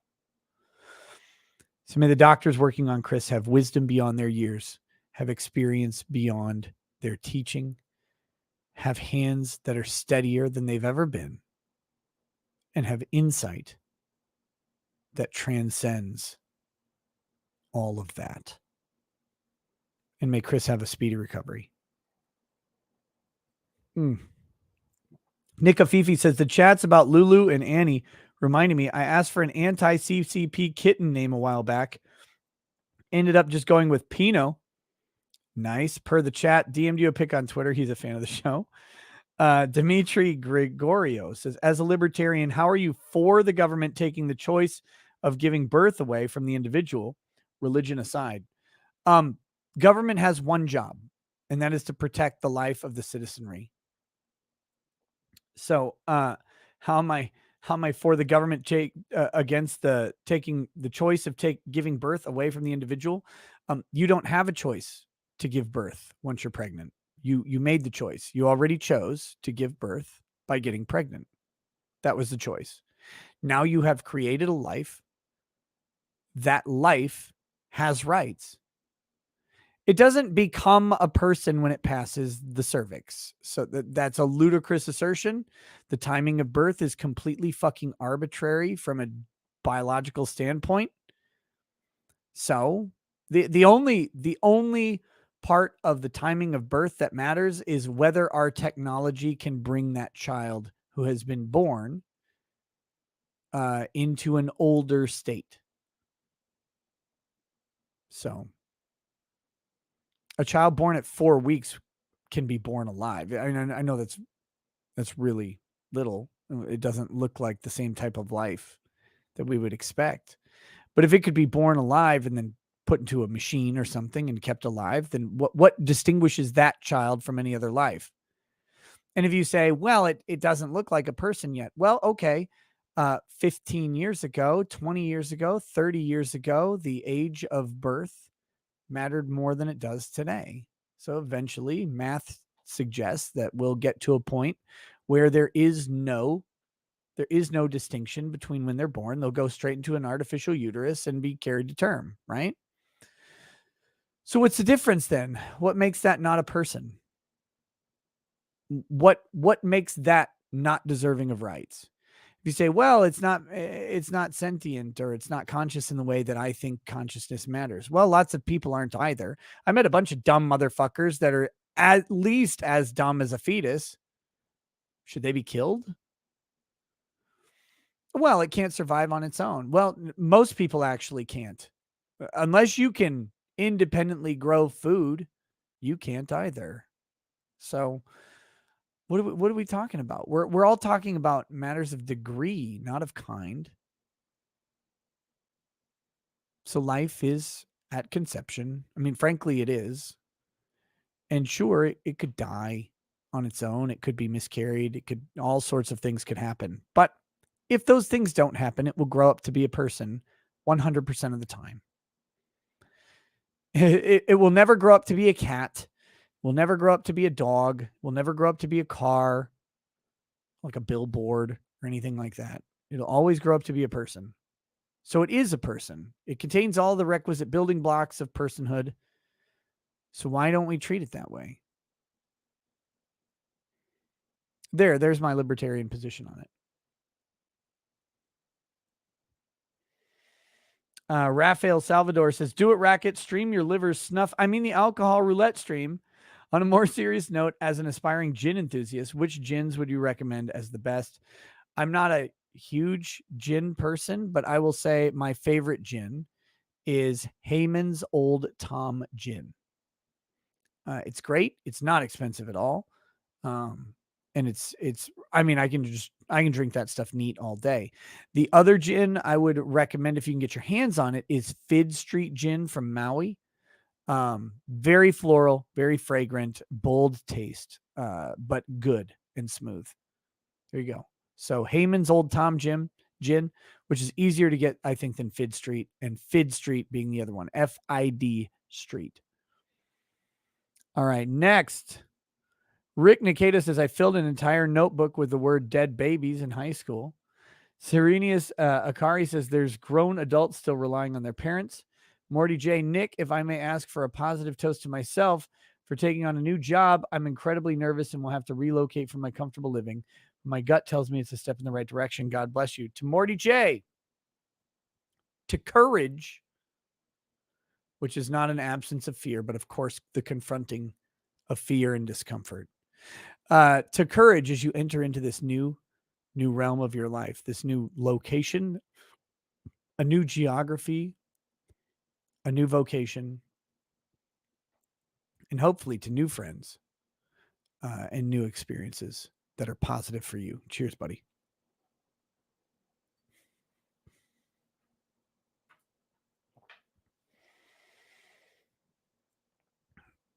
Drew Jansen down 20 pounds. Got a new belt in TSD and my Neverwinter Nights Enhanced Edition server. Amia, enjoyed hearing you mention it. Do it again. I didn't know that people still made persistent servers on Neverwinter Nights, but Amia is one you guys can check out if you like 3.5 edition D&D in video game form. Neverwinter Nights is a fucking fantastic game. I really, really enjoyed playing it years and years ago. And they have the enhanced edition now out on Steam. You can check out AMIA, AMIA, if you're looking for a server. John Brown says, you have a way with words. My cousin Roy is gay. Okay. D says, do you like Buffalo Trace? Buffalo Trace is fine. A fine whiskey. Not my favorite, but it's not bad. Eric Winberg says, thanks for a great week. Get some rest tomorrow. I made it funny. I will get some rest tomorrow. Actually, it'll be great. McRae says, Nick, you are so good at toast. The one I asked for my mom was pitch perfect. Love what you do and hope you keep it up. Thanks again. Oh, thank you, McRae. I really, really appreciate that. Cheesesteak Jim says, cats inspire me daily. Inspire me to get a dog. Captain Ridiculous Awesome Sauce. The captain is here. I'm on Oahu, Hawaii. I'm countering that other super chat and reverse it. Loved you on Krigler and Carrie Smith. Stealth supporter here. Now, how do we get regulars to listen? What do you mean? How do we get regulars to listen? Regulars here listen all the time. I don't know what you mean. Andy F says, is there a P.O. box where we can send bourbon whiskey for you to try? Yes, Andy F, if you're still there. It's in the description, at the bottom of the description. P.O. Box 97 in Spicer, Minnesota. It's in the description of every live stream video. D.D. Thomas says, Race Bannon is Johnny Quest's dad. It's pretty obvious. Oh, shit. Acid Burn VX 195. Nick, after your first appearance on You Are Here, I've been hooked. Cheers. P.S. Ever play Apex or other FPSs or just stream MMO RPGs like Elden Ring? I'm bad at FPSs these days. I got old. I used to be so fucking good at games like Halo and stuff. The FPSs I will play are usually Warhammer related. But, you know, I'm open to playing most anything when I have time. Oh, did you mean how do we get normies to listen? To the show? Just bring them here. Just bring them here. Don't let them leave. Strap them to a chair. Put toothpicks in their eyelids. Put like, like anal stretchers in their ear holes so they open up and they're ready to listen, and then don't let them leave. Feed them crackers and stuff to keep them awake. Wolfgang Deo says, wait, how did you get my stories? ADMW says, dude's a genius. I should tell my one night stands I'm an entrepreneur too when I don't rap it. Yeah, no kidding.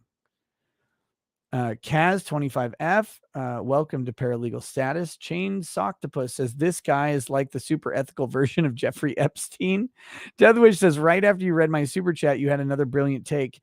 You can't be forced to listen. You don't stop them from talking. You just leave. Yeah, exactly.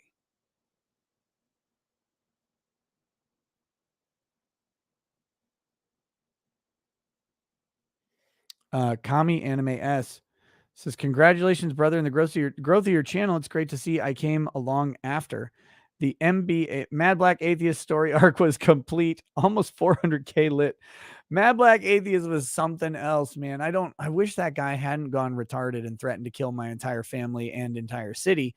Just my neighborhood, to be fair. I wish he hadn't done that because I really enjoyed talking to him. I thought he was funny. Bad Vibe says, can you take a shot for a YouTuber's liver? His chat is trying to give him psoriasis of the liver. Yeah, to that guy's liver. I mean, whoever that is. Wolfgang Dale says, Nick, if a Japanese gal is told why 2 nukes are not enough and she takes pictures of octopus at market, what do you think she is trying to say? I think she's trying to say she doesn't speak English. Jason Savorn says, do men get blue balls days off? Yes. Lord Tennyson's Pipe says, made myself a Tokyo Mule tonight. 1 part Japanese sake, 1 part ginger beer. Really good stuff. Highly recommend it with some ice. Mules are good drinks. Yeah, that sounds good. Christ Jones says, can I have a day off of work in order to jerk off? Even have work set aside a room for it. I will only need 3 breaks a day, about 15 minutes in total. Tamara Holloway says, I tried, but menstrual week made my brain hurt.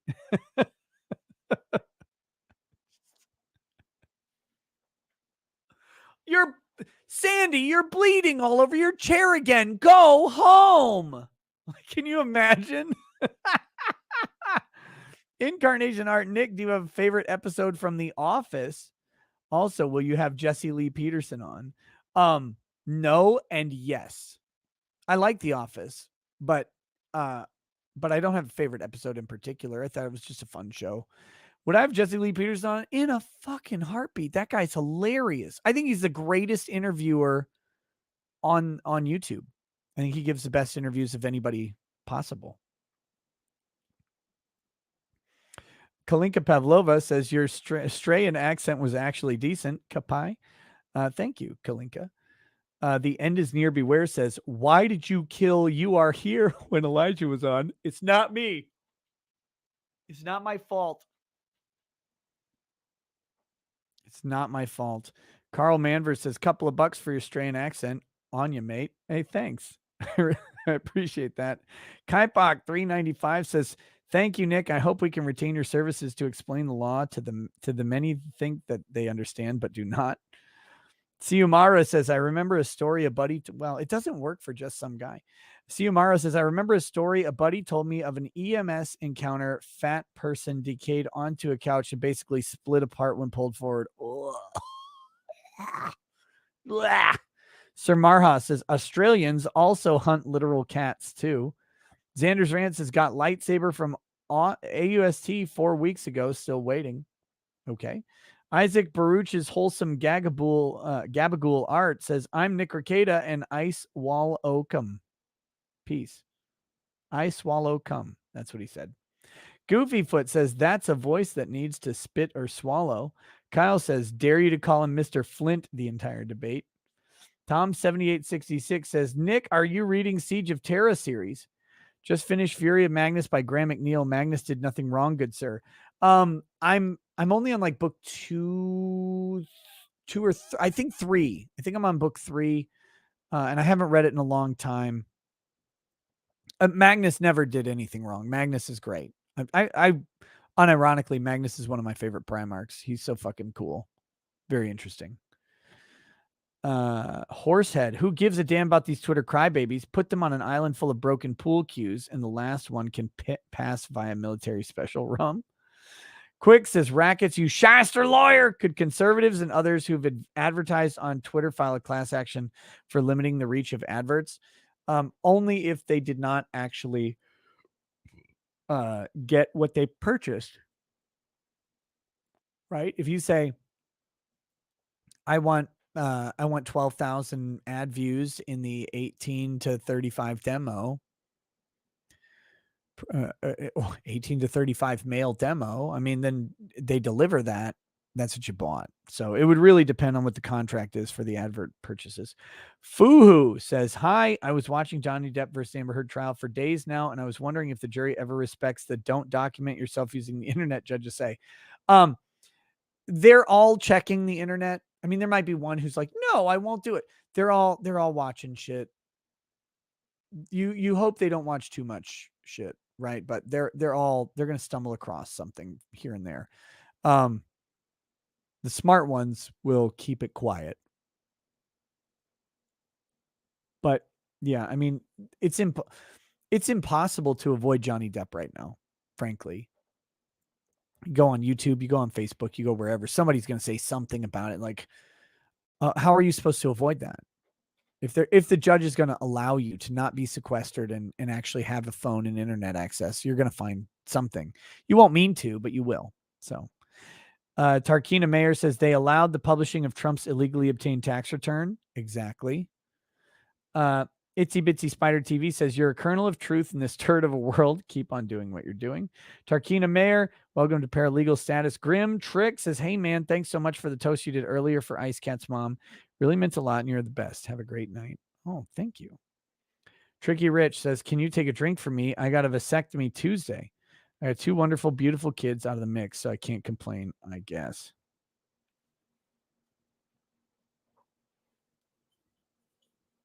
I got you, buddy. I got you.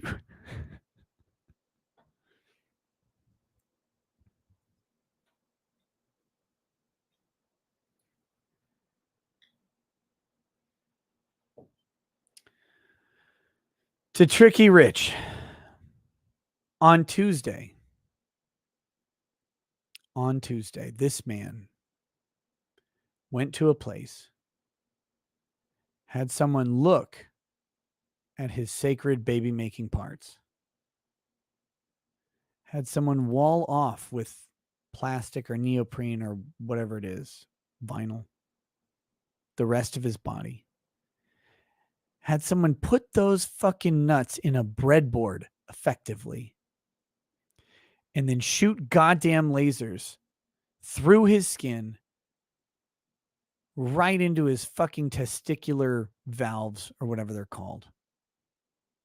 All for the purposes of perpetual post-nut clarity without the fear of future progeny. I think we can all thank the Lord and Savior that this man has already procreated to his limit. Now, brother, go listen to that song by Stone Temple Pilots. You know which one I'm talking about. Cheers to you. Rip to your sperm. And may your false baby making days be many and your post-nut clarity be eternal.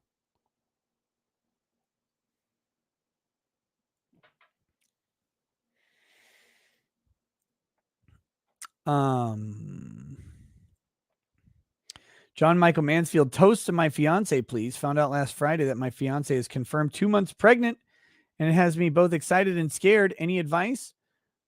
I'll give you the same advice I give every parent, because it's the most important advice. When that baby comes out and you are tired and stressed and everything is going wrong and the baby will not sleep and is crying at you and you're holding it and you just cannot get it to stop. Pacifier's not working. Its little snuggle isn't working. Nothing is working. Nothing is working. The baby's just crying. You've changed it 14 fucking times. You can't find another diaper in the house to change this baby into. Put the baby in the crib and walk away. 10 minutes, 15 minutes. Go do anything. Go watch porn. Go drink milk. Go fuck your wife. Go do anything. Put the baby in the crib and walk away. There are too many parents out there who get wrapped up in stress and fatigue, and they harm a child that they didn't mean to harm. But it's a baby. It's not going anywhere. It's not going to die in 15 minutes. Set it down. Walk away. Might stop crying, actually. Might just be tired of your dumbass. Walk away. That's the most important thing I can teach you as a parent of a newborn. Learn to walk away. And if anybody wonders where that comes from, before any stupid fucking theories are out there on the internet, Lady Rackets and I were foster parents in multiple counties early on in our marriage. We have lots of training about parenting. We also have lots of training about the signs of abuse. And when you see a baby that has been shaken, I mean, there's just put the baby down and walk away. That's what I got. Other than that, enjoy the shit out of them because babies are awesome.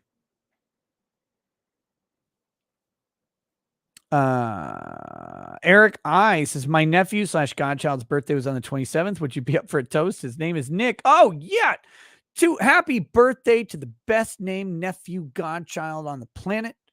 Nick, I don't know how old he is. It doesn't matter. That's a cool kid through adult.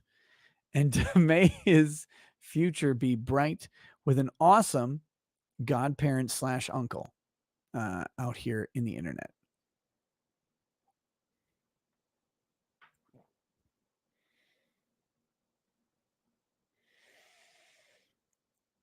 Gore 435 says, it was my 38th birthday recently. Please love me. Someone has to. Really, though, great show. I enjoy it.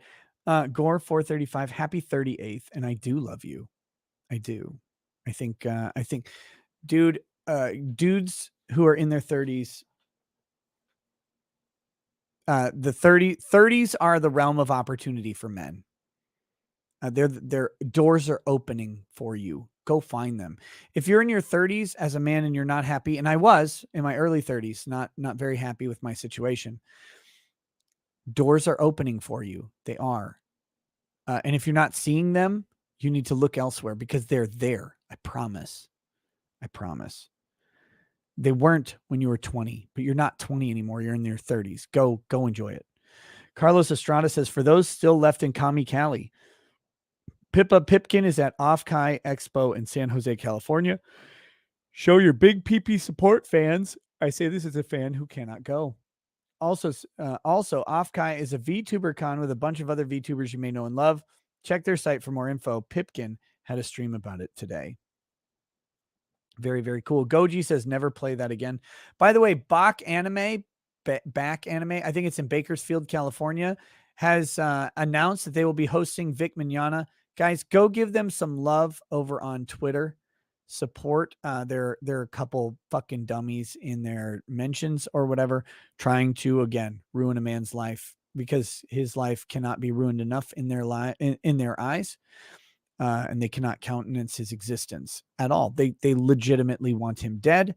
So if you're an anime fan, if you like Vic Mignogna, Back Anime in Bakersfield, California will be hosting him in late May. I think the 22nd and 23rd, something like that. Go show them some support on Twitter. So very, very cool.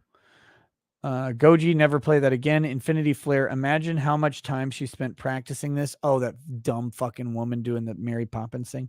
Phoenix Lord Asterman says, cease this abominable song. Oh, wait, Phoenix, you don't like it? Maybe I'll play it again. You talking about how fucking cool Harlequins are? I'll play that Harlequin Harpy bitches song all day for you, motherfucker. Lurch 685 says we're all gonna die. Carbonated Milk says I know it's tempting after watching that, but please don't kill yourself. Enigma the Basement Troll says Trevor Bauer coverage when was just suspended for 2 years by MLB, 324 games. I just saw that story tonight. With a 99 already suspended, ignored, almost seems personal due to exposing the spider tax / sticky substance scandal. Chemist Life says Canadians have shut down their capital again. Good.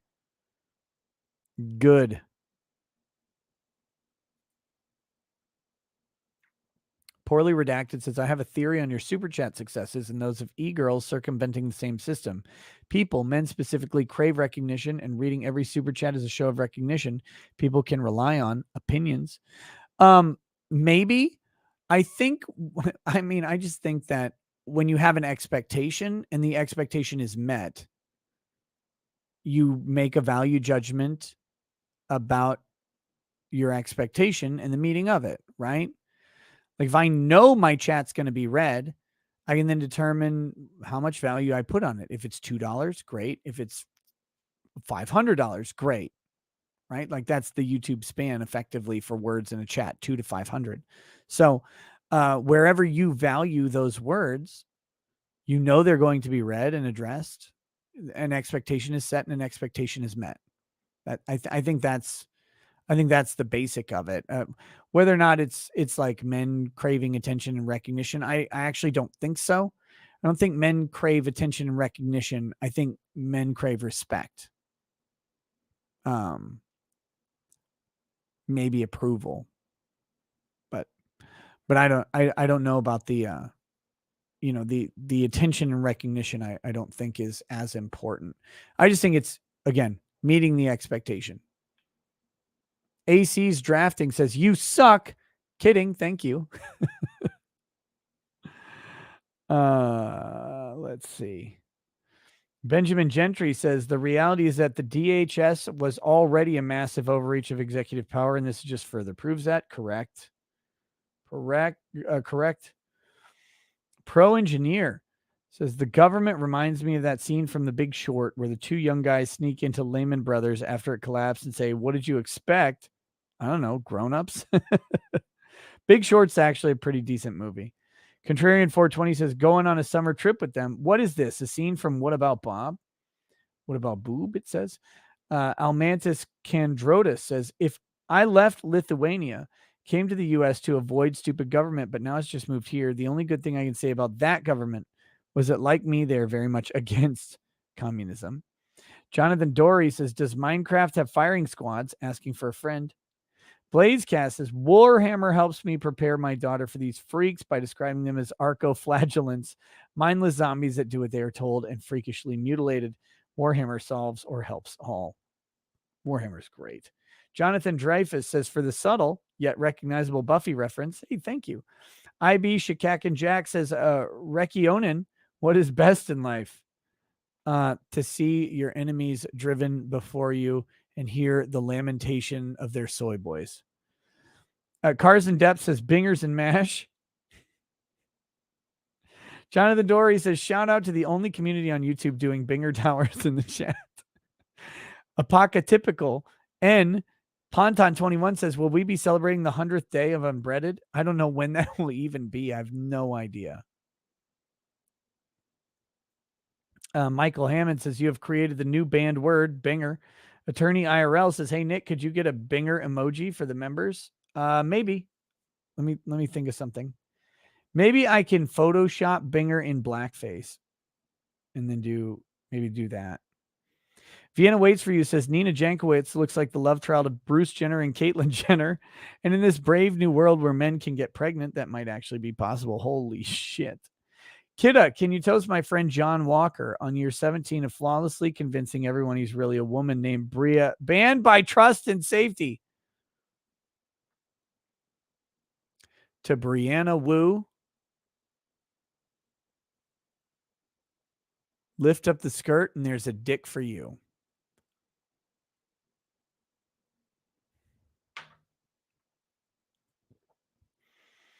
Root Beer Buzz says, I missed the daily unbreaded troubleshooting my PC. For this cardinal sin, what penance will the Matthew Harris have me do to repent? A binger. You don't look like a binger in your profile picture. You look like an unworthy man. And if you're an unworthy man, I think you have to eat a pill. You know what I'm talking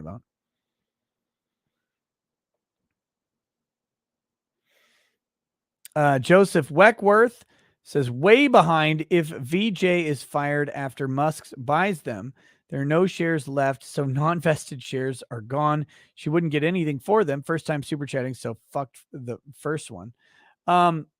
She might have something where Twitter would have to pay out the value of those shares. That would be kind of the logical thing, is that she would either be entitled to the shares or she would be entitled to the value of those shares at the purchase price. She might have some sort of option-ish program for it. D says, did you see Legal Mindset on Fresh and Fit? No, I did not. I don't watch Fresh and Fit. Cars in Depp says, has Depp already restored his public image? I think somewhat. I think he could still lose it, by the way. The other side has yet to go. I mean, who knows? Loretta Silver member says, just some guy does have a 40-second video titled A Reply to an Almighty Grifter. Who could that possibly directed at? Almighty Lolly. It's not directed at me. It's actually directed at Almighty Lolly, who did the video about just some guy. David Hunt says, great news. Work upped our hazard pay and the hospital saved my eye. Awesome. Yes. It's great. I'm very happy that you have your eye was preserved. Duncan Massive says, Alec Baldwin got her pregnant. She wanted to keep it. He tried to abort it by accidental misfire, only intended to kill the fetus.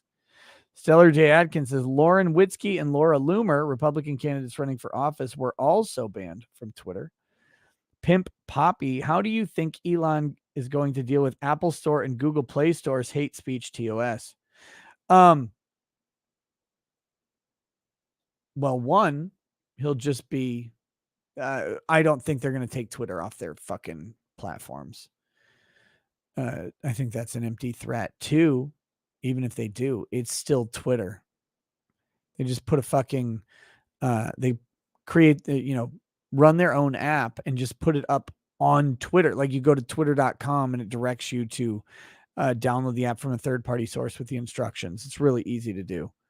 Vel says, Richard Stallman is our software overlord and copyleft is one of the most important inventions in copyright history. Okay.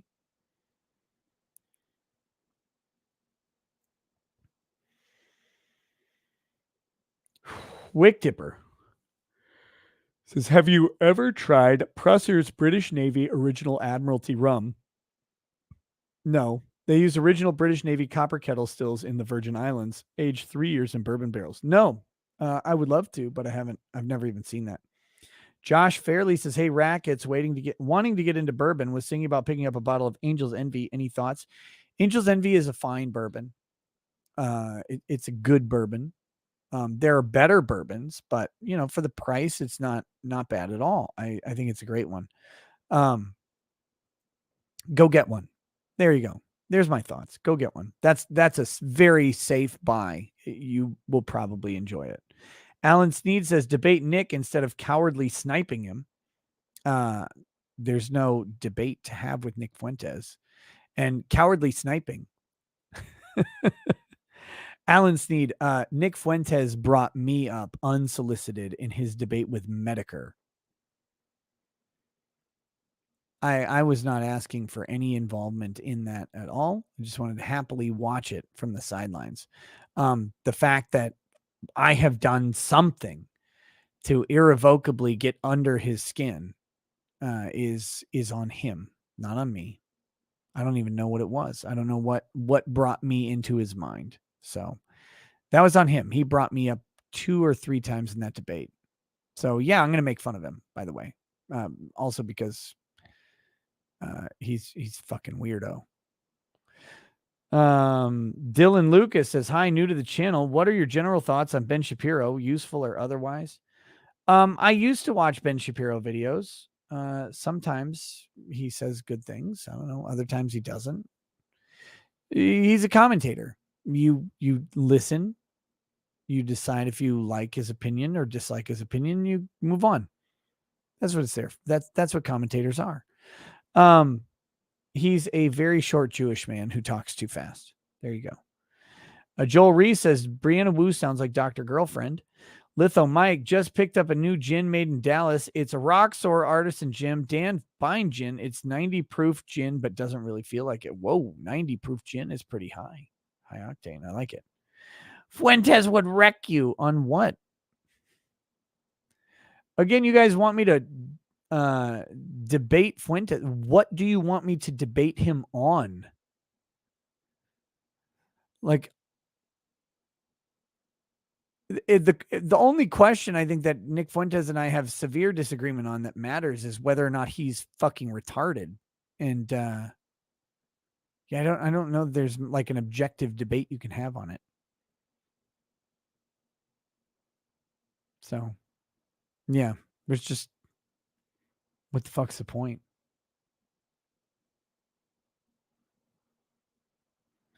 He's wreck you on being a furry. On him being a furry? Because I'm not a furry. That's weird. Debate him on the nature of debates. There you go. Debate him on femboys and ask if he's gay. Yeah, I don't know. I don't know what his deal is. Okay, here we go. Havelock event veterinary says, I've been pestering Mr. Musk to get him to offer you the head lawyer job at Twitter. That'd be a sweet gig. I'll do it from home. Bear Lamb says, if I eat myself, will I get twice as big or disappear completely? If you eat yourself, you will. You'll be twice as big. Try it out. Xander's Rant says, Australia still not shipped my lightsaber. It's been 4 weeks. Oh, from Australia. Got it. Holy shit. Gordo, fabulous. After the 10 minutes to regain your sanity and you finally calm the baby, it won't remember how long it was crying. It will only remember that you were the one that made it feel better. Yes. Enigma the Basement Troll says, addendum to previous T. Bauer chat. More women coming forward with Me Too claims now. They smell blood in the water. Career likely over. Thanks, MLB. Oh, yeah. It's an anatomy of a Me Too claim, right? They're the same every time. A bunch of people who want attention jump onto the claim.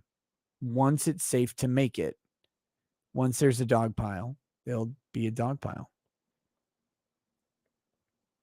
So Pastor Flash, when I was a baby and crying, Dad skipped the putting me in the crib part. He would sit me in the halfway, go back, or the lounge and turn up his music.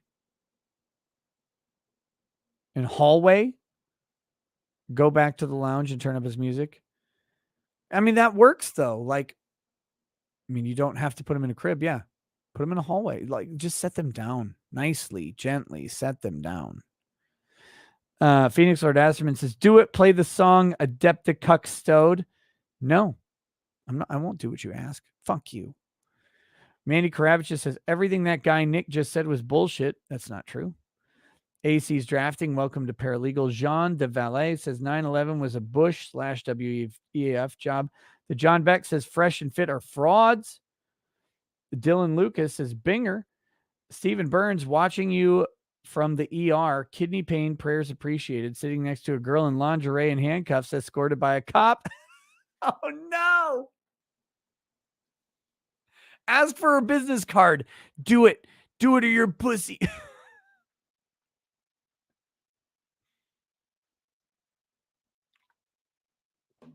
I hope everything goes out well for you, Stephen Burns. Iris says, put up a photo in the baby's room visible from a crib and or loud ticking clock. It reminds him of the mother's heartbeat in the womb. Super Iron Bob says, copy left is theft. Commie crap. Okay. Bob Pivel says, it's a hell of a time to be alive. Good brother Nick, got to ask you, can you address your best moment and worst moment in your life so far? Appreciate your opinions and thank you for boldly stating them. Needed. The best moment in my life was it's got to be it's the one. My first son was born, and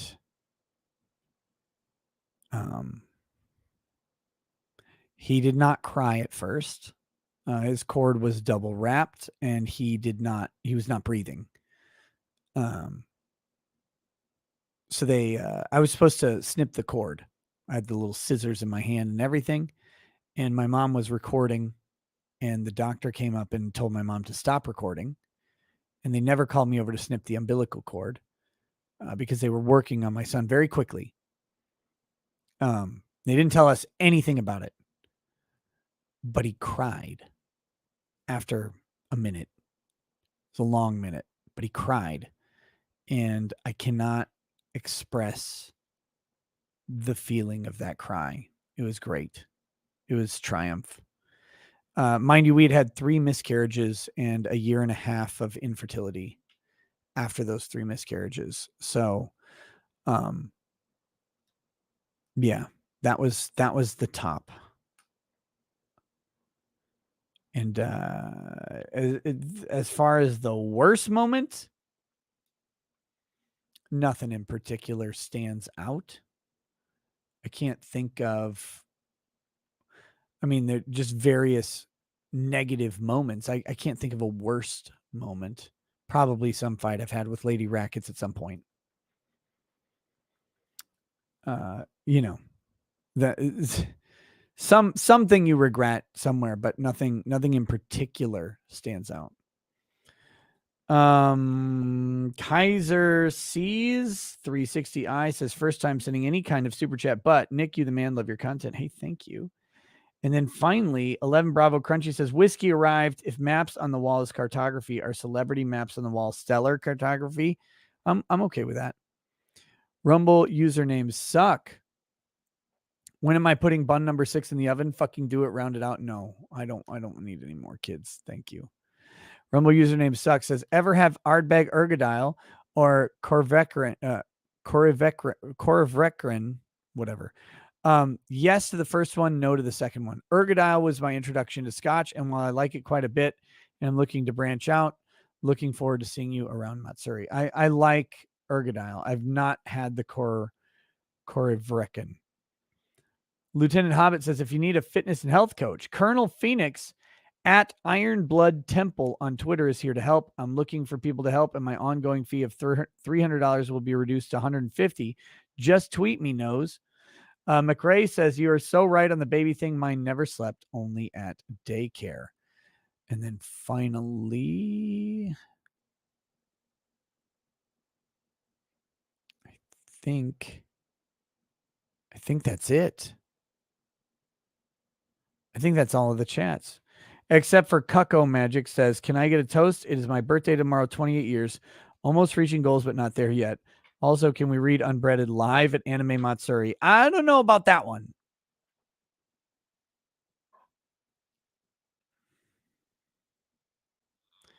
Elvona says, hey, where's my shout out for being into lawyer status?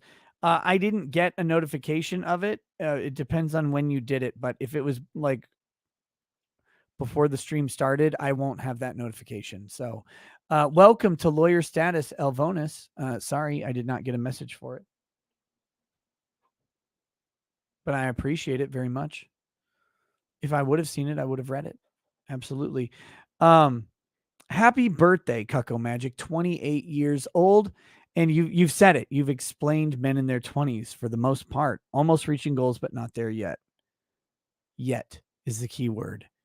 Keep reaching for those goals. You will start grabbing onto them and pulling yourself up. Cheers, brother. Keep going. That is the end of the show.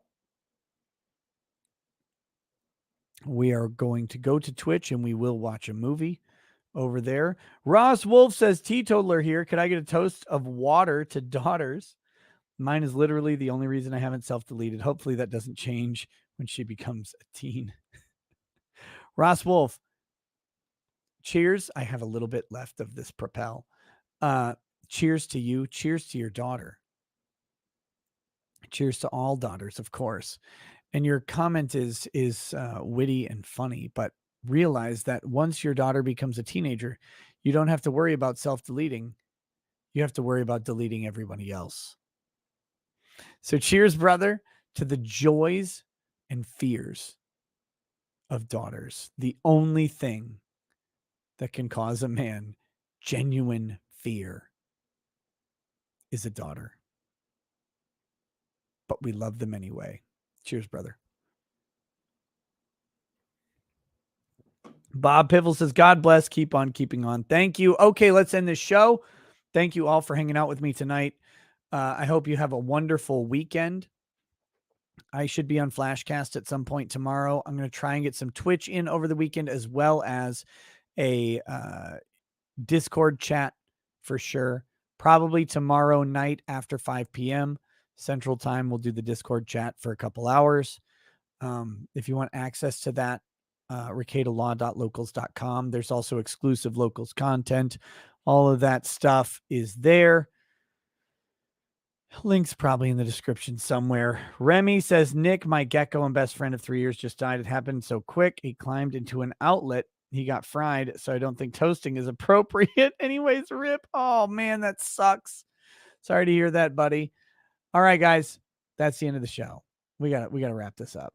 See you over on Twitch, twitch.tv/RicadaLaw. If you want to come watch a movie, if you have Amazon Prime, and link it to your Twitch account.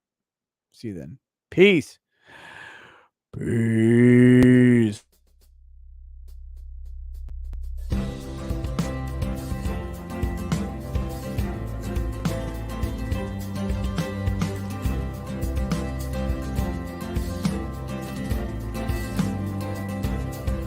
Oh, he drinks a fair bit, but you realize that it just helps get his noggin jogging along. With his glass by his side and his kids asleep tight, we'll hear some lost-plaining tonight.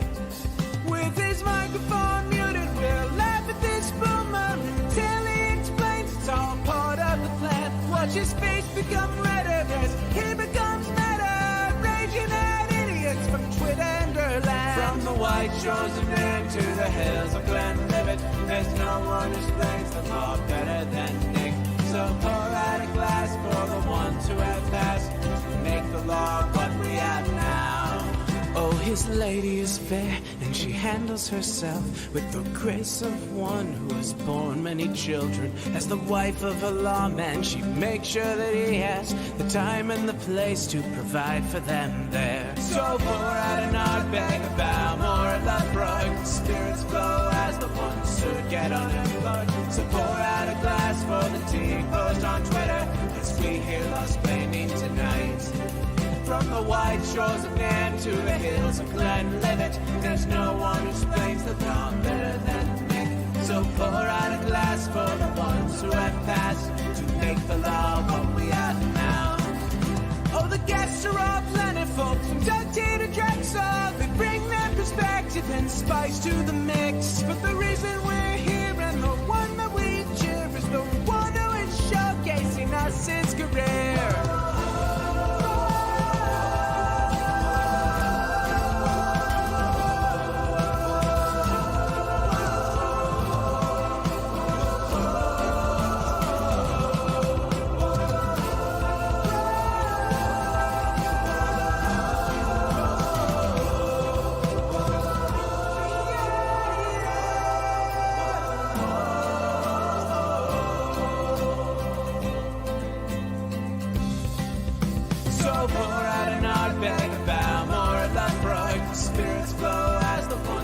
Get unemployed. So pour out a glass for the T-Post on Twitter as we hear lost blaming tonight. From the white shores of Nairn to the hills of Glenlivet, there's no one who explains the wrong better than Nick. So pour out a glass for the ones who have passed to make the law what we